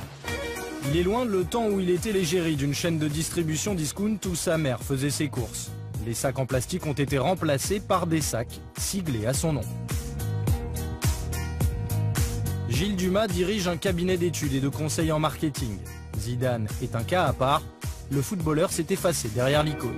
Zidane a une carrière publicitaire extrêmement surprenante. On sent qu'il y a eu une orchestration de cette image derrière après des débuts un peu flous justement où on passait un peu d'une marque à l'autre. Ça a contribué à faire sortir Zidane de son rôle de footballeur. Que Zidane évite la politique ou les sujets de société n'est pas pour déplaire aux annonceurs qui redoutent la controverse. Sa parole est plutôt légère, il parle peu, on l'entend pas souvent. Zidane avait une qualité forte, c'est qu'il avait le charisme des silencieux. Il possède cette particularité, ce silence éloquent où chacun puise au gré de son interprétation ce qu'il veut bien y trouver. Cet homme a une forme de regard magnétique qui lui confère un charisme un peu unique. Une forme de regard qui est un mélange de douceur, de détermination et de sûreté de soi qui en fait quelqu'un au final d'exceptionnel. Les publicitaires ont souvent utilisé ses yeux dans les campagnes. On a souvent des gros plans où on va le regard extrêmement profond. Cette aura de mystère, finalement conjuguée à son palmarès exceptionnel et à son talent si personnel, où la grâce importe plus que la force, contribue à faire de lui cette figure d'exception. De son retour en 2005 à la finale de la Coupe du Monde en 2006, Zinedine Zidane, véritable icône du foot mondial, prouve qu'il est bien le guide de cette équipe de France, sur le terrain et en dehors.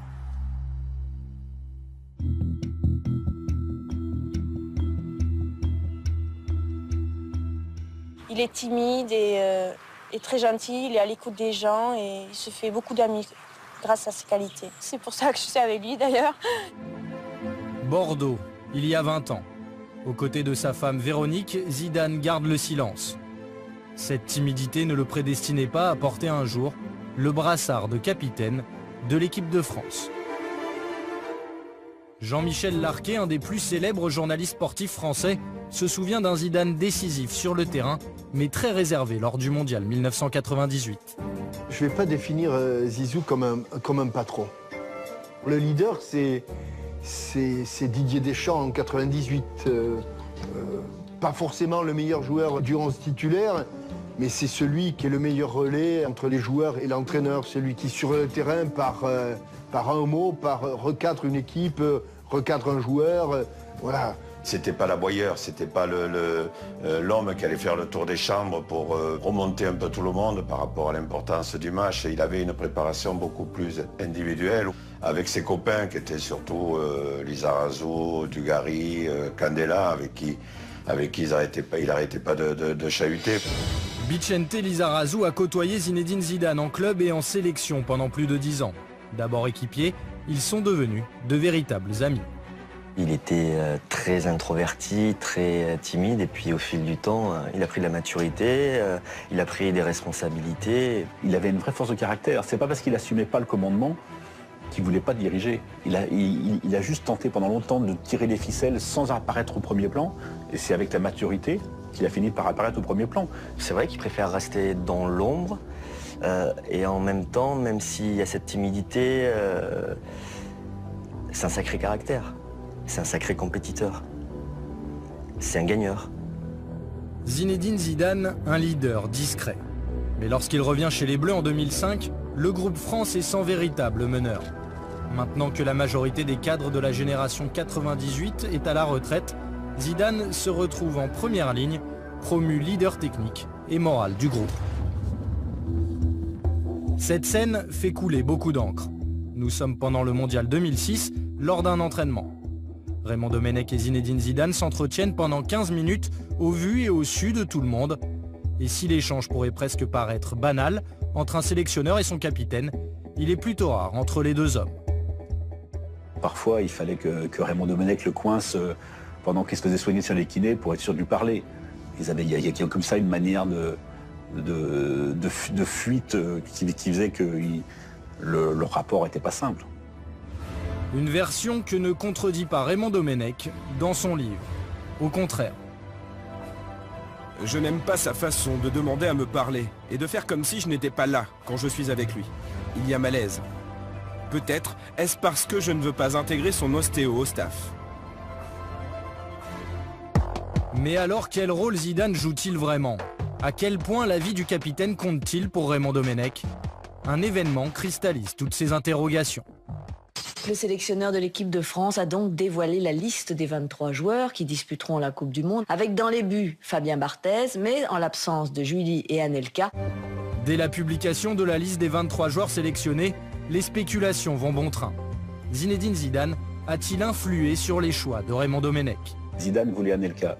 Il n'a pas eu Anelka. On sait que Zidane voulait que Barthez soit gardien numéro 1. Il a eu Barthez gardien numéro 1. Grégory Coupet perd donc sa place de titulaire. La présence de nombreux Lyonnais ne suffit pas. Malgré des prestations mitigées, Fabien Barthez redevient gardien numéro 1. Il est soutenu par Vieira, Thuram, Sagnol, Makelele et Zidane. 5 cadres qui formeraient selon la presse le comité des sages. Mais jusqu'à quel point ce comité pèse-t-il dans la vie du groupe? C'est des romans quand on dit tel joueur a pu faire l'équipe, faisait l'équipe. C'est pas vrai. C'est toujours l'entraîneur qui fait l'équipe, c'est jamais les joueurs, quels qu'ils soient.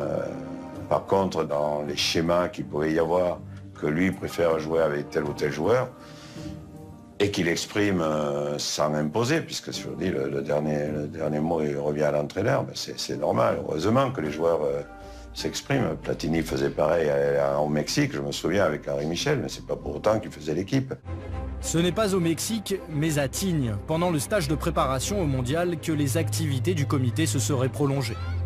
Commencé à l'hôtel Montana, puis poursuivi pendant la Coupe du Monde, des dîners auraient été organisés pour discuter, organiser dans ce geste impensable quelque chose d'irrationnel. Tirer ce pénalty avec une Panenka, j'attaque pas une carrière de détective et je ne me prendrai pas pour Sherlock Holmes. Mais c'est pour moi la démonstration que Zizou, ce soir-là, est dans un état second. Zidane restera dans l'histoire du football pour son élégance balle au pied, mais aussi pour son côté imprévisible, voire impulsif.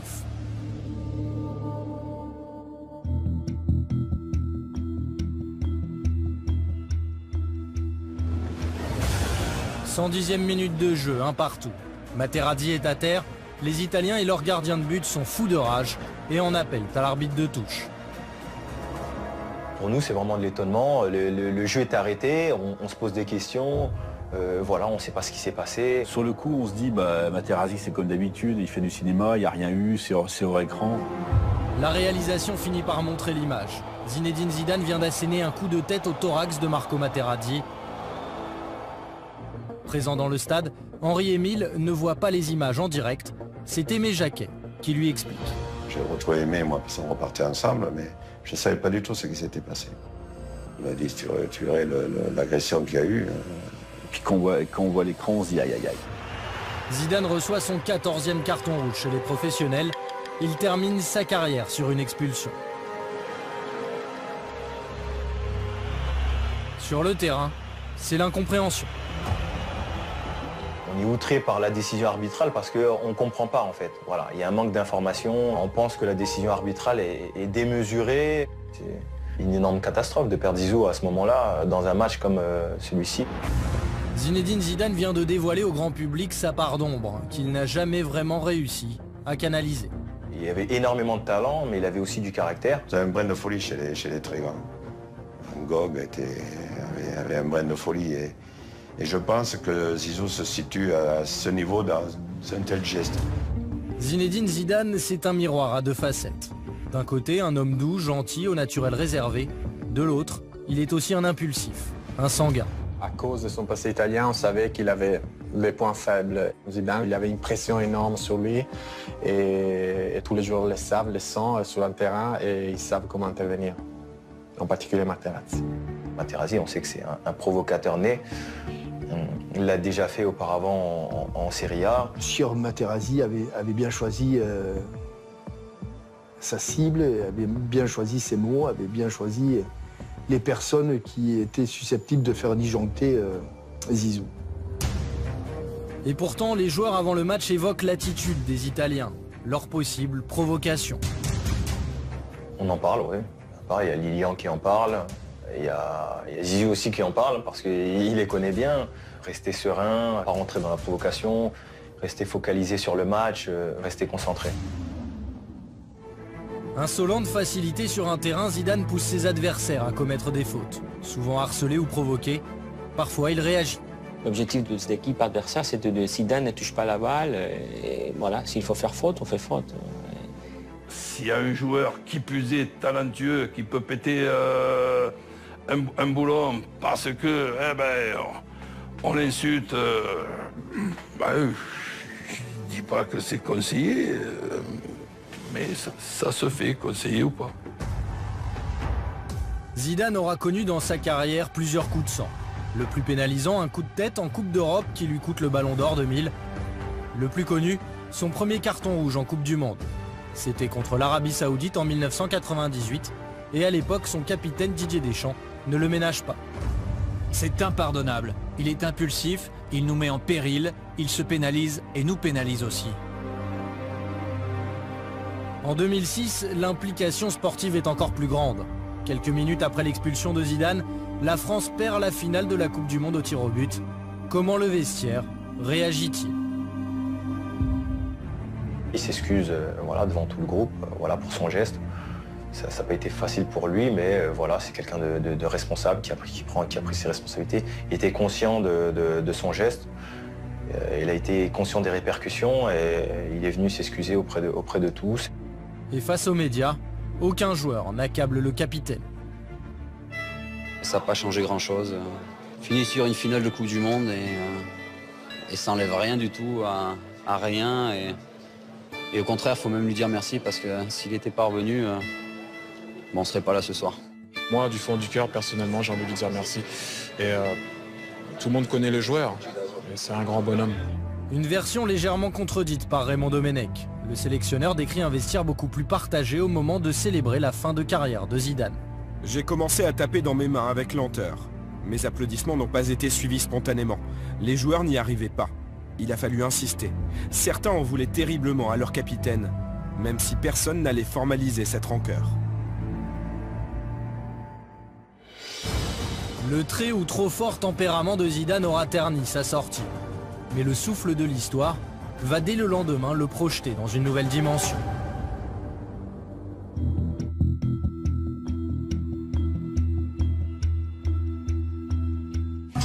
L'emballement est à la mesure du poids de Zinedine Zidane, gigantesque.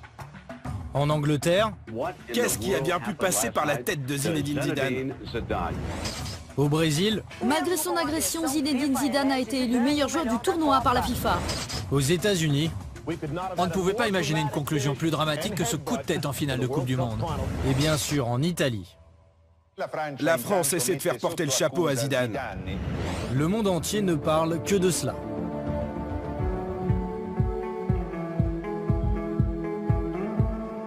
Pour le public français, Le débat n'est pas de savoir si la victoire italienne est méritée, mais si Zidane a eu raison ou pas de faire ce geste. Si les seuls motifs pour lesquels il a frappé cet homme, c'est des insultes sur sa mère et sa sœur, je trouve qu'au niveau professionnel, c'est un peu limite. Parce qu'il a dû lui dire quelque chose d'affreux, j'aurais fait pareil. Mais moi, j'aurais tapé plus sur le nez ou les dents, et ça coûte cher les dents. En quelques heures, tout le monde s'empare de l'affaire. Le débat n'est plus seulement sportif, il devient moral. Zidane a valeur d'exemple pour les jeunes du monde entier. Mais qu'ont-ils retenu hier soir de la prestation du capitaine de l'équipe de France? Si Zidane me regarde, c'est mal, qu'est-ce que t'as fait? Comment expliquer ça après à tous les gamins au centre, à tous les gamins qui ont Zizou pour idole? Il y a ceux qui s'interrogent sur l'attitude de Zinedine Zidane et ceux qui le comprennent. Je crois qu'il a commis une faute, évidemment, mais cela ne peut pas remettre en cause. D'abord, l'immense admiration que j'ai pour le grand sportif, le grand footballeur, admirable, mais aussi la confiance que j'ai dans l'homme. Il y a une vraie différence dans la perception du coup de tête entre le milieu du foot spécialisé et le milieu du foot grand public. Le grand public a trouvé toutes les excuses du monde à Zinedine Zidane. Mais tant mieux, pourquoi pas. En plus, il a une telle carrière, c'est tellement un immense joueur qui mérite cette indulgence-là. Mais en revanche, ceux qui jouent au foot, ceux qui connaissent le foot, donc les joueurs, les entraîneurs, savent exactement que c'est lui qui a eu tort, que c'est celui qui réagit qui pénalise son équipe. Si en France comme à l'étranger les débats se multiplient, l'équipe de France, encore sonnée par la défaite, ne mesure pas encore l'ampleur du phénomène. Ça n'a pas été évident, j'ai fait nuit blanche, voilà, je ne vais pas vous mentir. J'ai ressassé des milliers de fois le film du match, le déroulement du match. Et voilà, je vous dis, en plus d'avoir été sur le terrain, je ne comprends pas aujourd'hui pourquoi je ne suis pas encore champion du monde, quoi.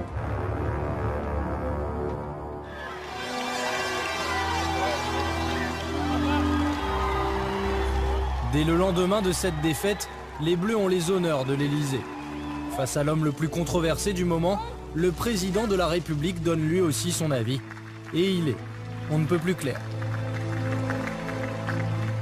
Cher Zinedine Zidane, ce que je veux vous dire, au moment le plus intense peut-être, un moment dur... Des rares en fait, Zizou. T'as l'impression qu'il faut aucun effort. Tout est simple avec lui, un contrôle, une passe, tout est simple. Zinedine Zidane a joué dans les plus grands clubs, disputé les plus grands matchs. Il possède un des palmarès les plus fournis du football français. À Turin, il s'offre 2 titres de champion, une Super Coupe d'Italie, une Super Coupe UEFA, une Coupe intercontinentale et le Ballon d'Or 98. Au Real Madrid, il remporte une Liga, 2 Super Coupes d'Espagne, une Coupe intercontinentale et une Super Coupe UEFA, mais surtout la Ligue des Champions 2002 et 7 volées, restées dans les mémoires.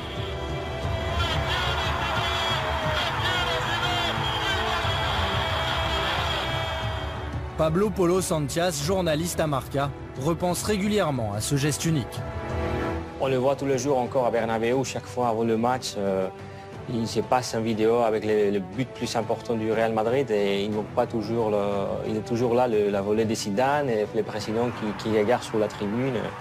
C'est comme quelque chose qui est déjà un classico de Bernabéu, le but de Zidane. Le mondial 2006 doit venir parachever une carrière exceptionnelle, élever Zidane au rang de mythe du football mondial avec un 2e titre de champion du monde. Mais sur la route de la France, il y a l'Espagne en 8e de finale. La presse ibérique fait ses gros titres sur une équipe de France trop vieille. Elle se délecte d'expédier un Zidane vieillissant à la retraite. Il est une bénédiction pour tous ceux qui l'ont eu. Pour vous, pour nous, pour moi qui suis des Real Madrid. Mais ce qui est dommage, c'est qu'il se fait vieux. Il est très bon, mais demain, il prend sa retraite. Zidane s'en va, c'est son dernier match, son ultime partie. Quand on leur a traduit que, ça y est, pour les Espagnols, c'était le jubilé de Zizou, ça a été une très très bonne préparation. Après un premier tour difficile, cette polémique gonfle l'orgueil des Français. C'est bon pour leur confiance, je sais pas, peut-être que c'est leur motivation, mais Mais bon, nous aussi, on est très contents de jouer les Espagnols. Donc après, la vérité sera sur le terrain. Il y a toujours un peu de provoque là, sur les France-Espagne. Ça ne me dérange pas. Ouais, mais bon, on sait très bien que les Espagnols n'ont jamais gagné. Enfin, du moins pour l'instant. C'est pas près d'arriver. C'est vrai qu'on s'est précipité un peu parce que on a fait une retraite de Zidane un peu plus avant. Le sélectionneur de l'équipe d'Espagne, Luis Aragonès, poursuit l'entreprise de déstabilisation médiatique, se moquant de la moyenne d'âge de l'équipe de France. L'équipe de France est si vieille qu'elle n'a plus beaucoup de dents. Indirectement, il vise Zinedine Zidane. Il laisse parler les autres, mais je peux vous dire que c'est un super compétiteur, c'est un sacré compétiteur. Zidane ne dit rien, sa réponse va venir du terrain, cinglante et implacable. Se viene Zidane, digo partido liquidado, acá está Zidane, espera Wilton, que golazo de Zizou, Zizou, gol! 91e minute de jeu, Zinedine Zidane marque le 3e but français, l'expérience tricolore surclasse la jeunesse espagnole. J'ai le regret de dire aux Espagnols parce que c'est vrai qu'ils nous ont assez chambré là-dessus, mais c'est pas ce match-là et voilà, donc l'aventure continue. C'est beau, c'est très beau, très content pour lui et surtout pour nous. On a une équipe de vieux, mais on sait être patient. Les jeunes s'essoufflent plus vite en général. Zidane, symbole des Bleus métamorphosés. En 90 minutes, il chasse les doutes et les critiques. Qu'on puisse se poser simplement la question, pour moi, était un drame. Mais bon, c'est comme ça. Et nous, avec notre petite équipe de vieux, on va continuer à avancer encore.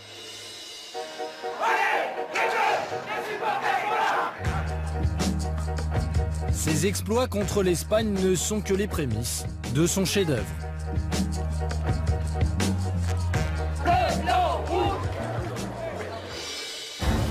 La France se prépare à rencontrer le Brésil et ses stars Ronaldo, Ronaldinho ou Juninho. Les champions du monde en titre, une équipe à part aux yeux de Zinedine Zidane. Il le confie à quelques mois du Mondial 2006. Je crois qu'on n'a rien envié à aucune autre nation. La seule équipe qui peut être redoutable et la seule équipe qui l'a toujours été, c'est le Brésil. Le Brésil, un adversaire qui inspire Zinedine Zidane. En 1998, il marque par 2 fois, offrant aux Bleus leur plus grand succès, la Coupe du Monde. Tout le monde va penser qu'il a fait le plus grand match de sa vie en finale de la Coupe du Monde, 98 contre le Brésil. Et c'est vrai que marquer 2 buts en finale de la Coupe du Monde, ça ne peut pas être quelque chose d'anodin. Mais tout au bout de sa carrière, le match le plus complet, le plus brillant, le plus fascinant, le plus magique, ça reste France-Brésil. Ce 1er juillet 2006, avant même le coup d'envoi, Vincent Duluc a un pressentiment. Nous, en tribune de presse, on avait de la chance, on était à 15 mètres du terrain, tout en bas du stade de Francfort, on les voyait presque aller toucher. Ça ressemblait pas à un quart de finale de la Coupe du Monde. Dans le couloir, on les voyait qui discutaient, qui s'embrassaient, il y avait une espèce de fraternité comme ça avant que ça commence. Et ça, dans cette atmosphère-là, j'étais persuadé qu'il serait effectivement le meilleur. Il avait l'air tellement apaisé, tellement serein. Dès les premiers ballons qui touchent, il leur fait la misère là au milieu de terrain. C'était fascinant, c'est-à-dire qu'on se rendait compte que quand le Brésilien arrivait, Zidane avait déjà décidé ce qu'il allait lui faire. Et sur la prise de balle, déjà, il lui faisait perdre 3 mètres.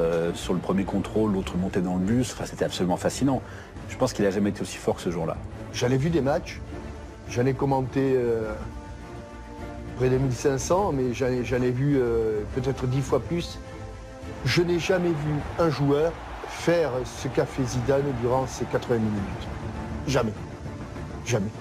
Tout ce qu'il a fait, c'était parfait. Ses premiers ballons donnent le ton, celui du récital de Zinedine Zidane. C'est le peintre qui réussit son chef-d'œuvre, et s'il le recommence 1000 fois, il ne retrouvera jamais son coup de pinceau, son inspiration.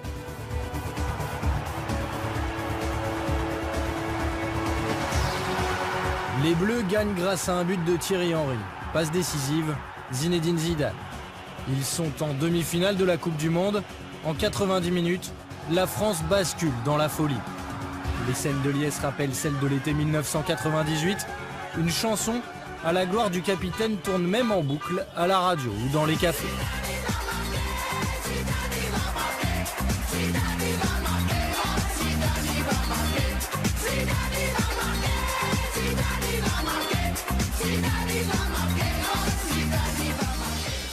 Poussés par cet élan populaire, portés par leur capitaine, les joueurs croient plus que jamais en leur destin. Je suis allé le voir à la fin pour aller le féliciter parce que voilà, c'était beau. Et t'as répondu quoi? Rien, pour lui c'est normal. Un pénalty contre le Portugal dans la foulée d'un but contre l'Espagne et d'une prestation incroyable contre le Brésil. Dans le sillage du magicien Zidane, la France renoue avec son glorieux passé. Comme en 1998, l'équipe de France dispute la finale de la Coupe du Monde.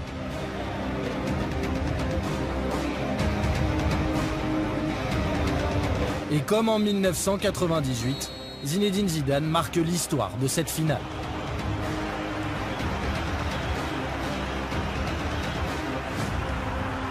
La France mène 1-0 contre l'Italie grâce à un geste incroyable, une panenka.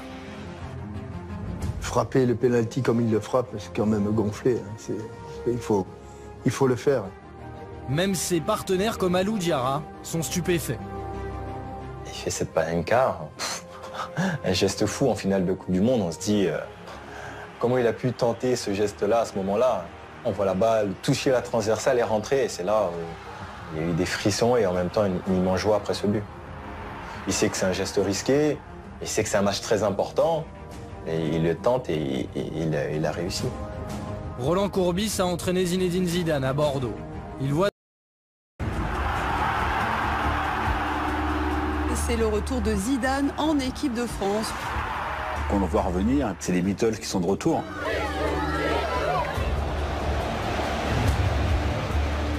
Raymond Domenech est convoqué par les joueurs. Dans les grands matchs, il est là. Dans les grands matchs, il ne s'échappe pas. Dans les grands matchs, il répond présent. Je n'ai jamais vu un joueur faire ce qu'a fait Zidane durant ces 80 minutes. Jamais. Cher Zinedine Zidane, la France vous admire.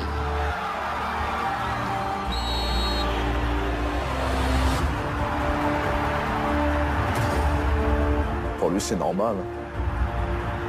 Il a été exemplaire tout le long de la compétition jusqu'à la finale. C'est un brin de folie chez les Trégans. Tout le monde connaît le joueur, mais c'est un grand bonhomme.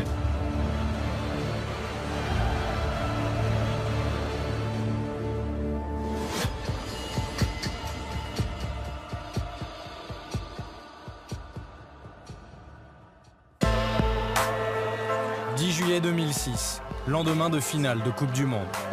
Malgré la défaite au tir au but contre l'Italie, malgré le coup de tête de Zinedine Zidane, des milliers de personnes sont venues rendre un hommage appuyé aux Bleus et à leur capitaine.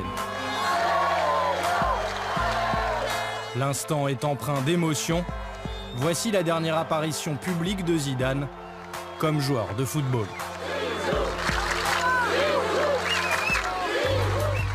Il vient de disputer son ultime match devant 2 milliards de téléspectateurs. Le Mondial 2006, l'épilogue d'une carrière au sommet et d'un retour en équipe de France long de quelques mois à peine, mais riche en rebondissements.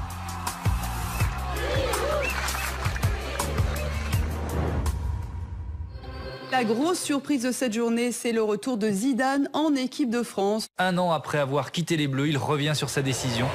3 août 2005, une date historique pour le football français. Il ne s'agit pas d'une victoire sportive, mais bien du retour du joueur le plus emblématique des Bleus. L'icône, Zinedine Zidane, sort de sa retraite. Tous les journaux sans exception en font leur une, et les personnalités du foot se félicitent publiquement. C'est une décision courageuse et aussi généreuse.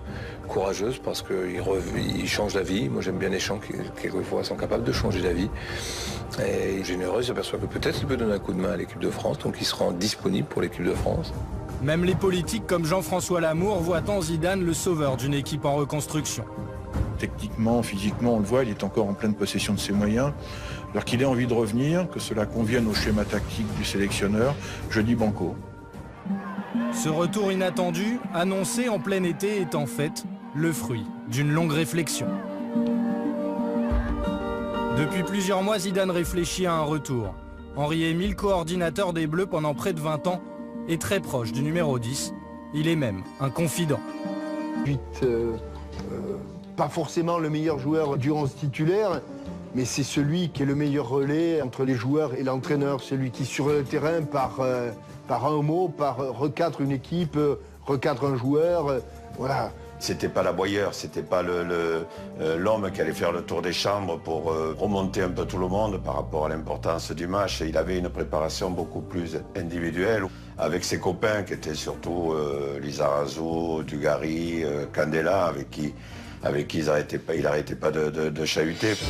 Vicente Lizarazu a côtoyé Zinedine Zidane en club et en sélection pendant plus de 10 ans. D'abord équipiers, ils sont devenus de véritables amis.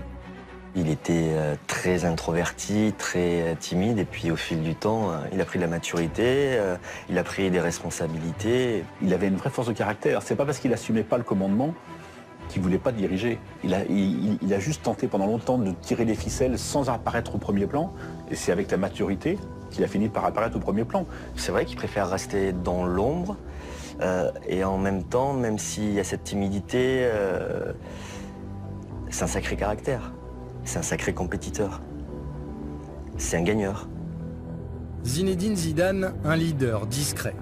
Mais lorsqu'il revient chez les Bleus en 2005, le groupe France est sans véritable meneur. Maintenant que la majorité des cadres de la génération 98 est à la retraite, Zidane se retrouve en première ligne, promu leader technique et moral du groupe.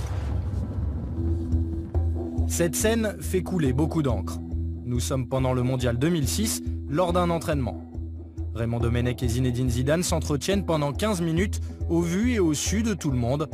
Et si l'échange pourrait presque paraître banal entre un sélectionneur et son capitaine, il est plutôt rare entre les deux hommes. Parfois, il fallait que Raymond Domenech le coince pendant qu'il se faisait soigner sur les kinés pour être sûr de lui parler. Il y a comme ça une manière de fuite qui faisait que le rapport n'était pas simple. Une version que ne contredit pas Raymond Domenech dans son livre. Au contraire. Je n'aime pas sa façon de demander à me parler et de faire comme si je n'étais pas là quand je suis avec lui. Il y a malaise. Peut-être est-ce parce que je ne veux pas intégrer son ostéo au staff. Mais alors quel rôle Zidane joue-t-il vraiment? À quel point la vie du capitaine compte-t-il pour Raymond Domenech? Un événement cristallise toutes ces interrogations. Le sélectionneur de l'équipe de France a donc dévoilé la liste des 23 joueurs qui disputeront la Coupe du Monde, avec dans les buts Fabien Barthez, mais en l'absence de Julie et Anelka. Dès la publication de la liste des 23 joueurs sélectionnés, les spéculations vont bon train. Zinedine Zidane a-t-il influé sur les choix de Raymond Domenech? Zidane voulait Anelka. Il n'a pas eu Anelka. On sait que Zidane voulait que Barthez soit gardien numéro 1. Il a eu Barthez gardien numéro 1. Grégory Coupet perd donc sa place de titulaire. La présence de nombreux Lyonnais ne suffit pas. Malgré des prestations mitigées, Fabien Barthez redevient gardien numéro 1. Il est soutenu par Vieira, Thuram, Sagnol, Makelele et Zidane, 5 cadres qui formeraient selon la presse le comité des sages. Mais jusqu'à quel point s'approche Zinedine Zidane devient omniprésent sur les écrans. Un film, des reportages et des dizaines de publicités, il a le monde des marques entre ses mains. Les premières déclarations de son retour en 2005 sont d'ailleurs réservées à un de ses sponsors. Retrouvez en exclusivité mondiale les déclarations de Zinedine Zidane en touche 2. Comme je l'ai toujours dit, l'équipe de France a toujours été la chose la plus importante qui me soit arrivée. Orange, Danone, Canal Satellite, Adidas ou encore Audi se sont associés à lui pour un total, selon l'Express, de 8,6 millions d'euros de contrats publicitaires.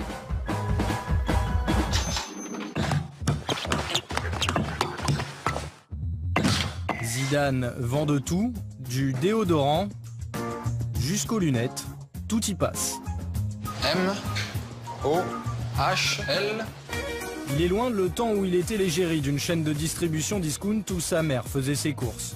Les sacs en plastique ont été remplacés par des sacs siglés à son nom. Gilles Dumas dirige un cabinet d'études et de conseils en marketing.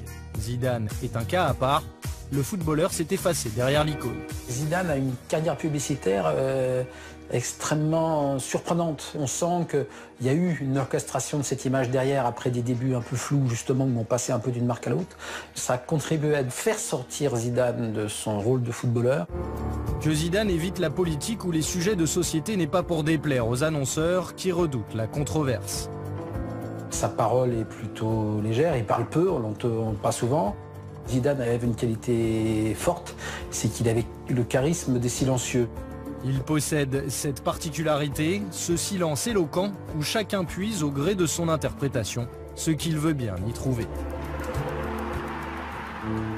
Cet homme a une forme de regard magnétique qui lui confère un charisme un peu unique. Une forme de regard qui est un mélange de douceur, de détermination et de sûreté de soi qui en fait quelqu'un, au final, d'exceptionnel.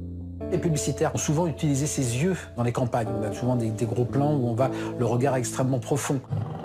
Cette aura de mystère, finalement conjuguée à son palmarès exceptionnel et à son talent si personnel, où la grâce importe plus que la force, contribue à faire de lui cette figure d'exception. De son retour en 2005 à la finale de la Coupe du Monde en 2006, Zinedine Zidane, véritable icône du foot mondial, prouve qu'il est bien le guide de cette équipe de France, sur le terrain et en dehors.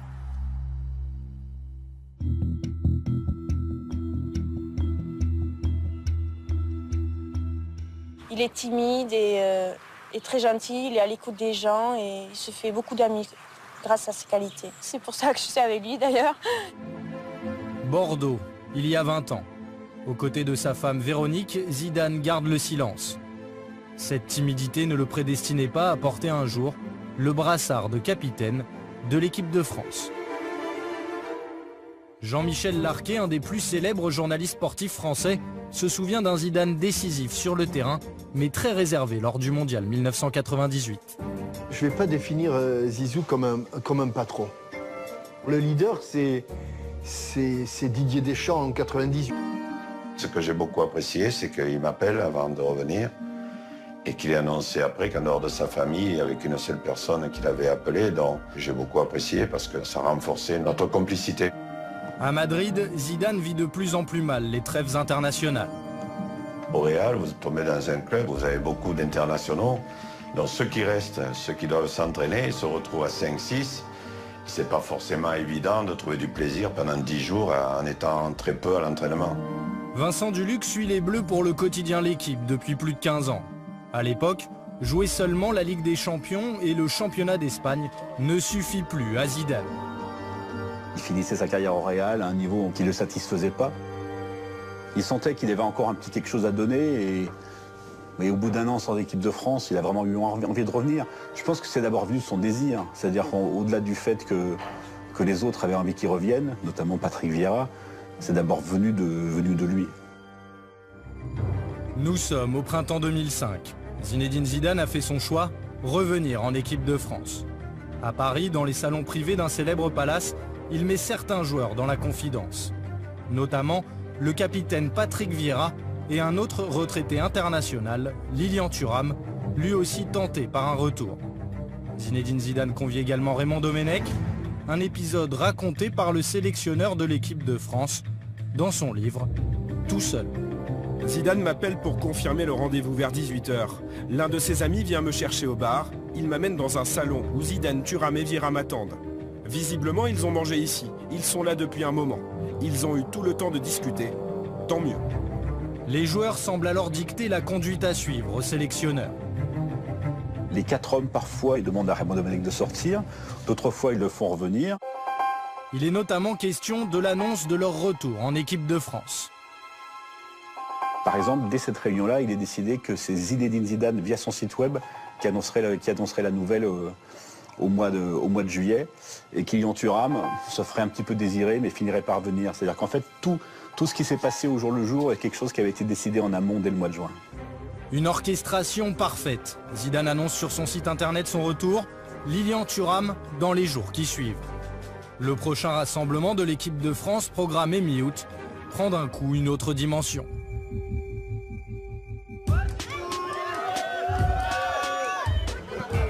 Au cœur de l'été, c'est par une porte dérobée que Zinedine Zidane retrouve les Bleus. À l'occasion de ce match contre la Côte d'Ivoire, difficile pour lui d'avoir un moment de tranquillité. Zidane est poursuivi par les fans et par les caméras. Tous veulent connaître son sentiment au moment de revenir chez les Bleus. Je pense que ça me fera quelque chose de particulier demain quand je mettrai le maillot avec le coq. Oui. Demain, ce sera le 17 août. Et le 17 août, c'est il y a 11 ans de ça. C'est la fois où j'avais mis la première fois le maillot de l'équipe de France. Donc forcément, je vais retrouver cette équipe avec encore un peu plus d'émotion. Sa seule présence donne du faste à un match amical ordinaire. Car en plus, Zidane ne revient pas seul. L'équipe de France peut compter sur les services de Lilian Thuram et Claude Makelele, eux aussi, sortis de leur retraite. Quand on le voit revenir, eh ben c'est les Beatles qui sont de retour. La Ligue sollicitait des clubs pour prendre des billets pour essayer de remplir le stade. L'annonce de son retour a fait qu'il n'y avait plus une seule place et tout le monde cherchait des places. Leur présence redonne confiance à tout le monde, aux fans comme aux joueurs. N'importe quelle équipe au monde, tu vois Zidane arriver, tu as Ramé Makelele quand même, ça booste un peu, beaucoup même. Ils reviennent et je pense qu'ils vont apporter quelque chose à l'équipe de France. Alors les états d'âme, on se les met de côté et surtout on bosse ensemble pour se qualifier. Forcément, avec Zidane, Thuram et Makelele, un grand joueur par ligne, le paysage et le jeu ont changé instantanément.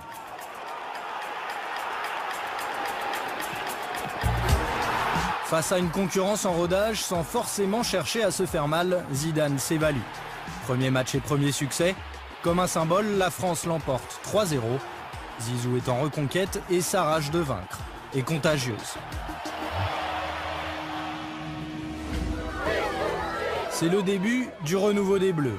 La France, mal embarquée dans les qualifications, se relance sportivement et décroche sa place pour la Coupe du Monde 2006. Le changement porte un nom, Zinedine Zidane.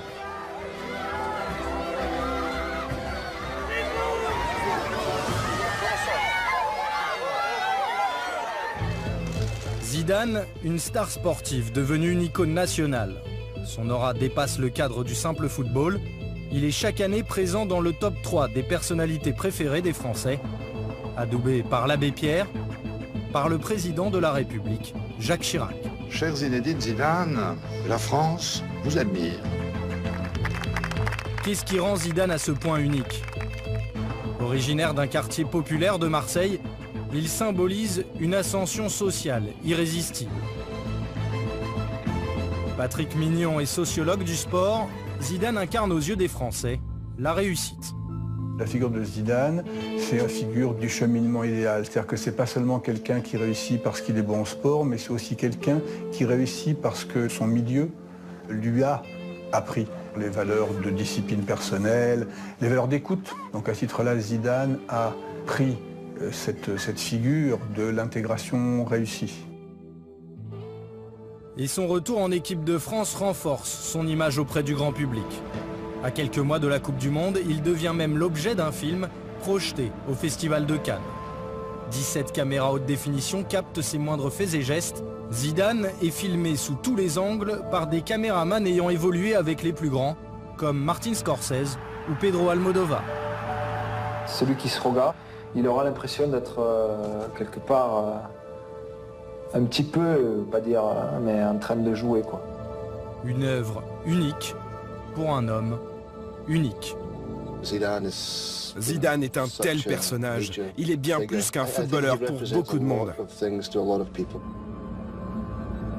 Vámonos, chicos.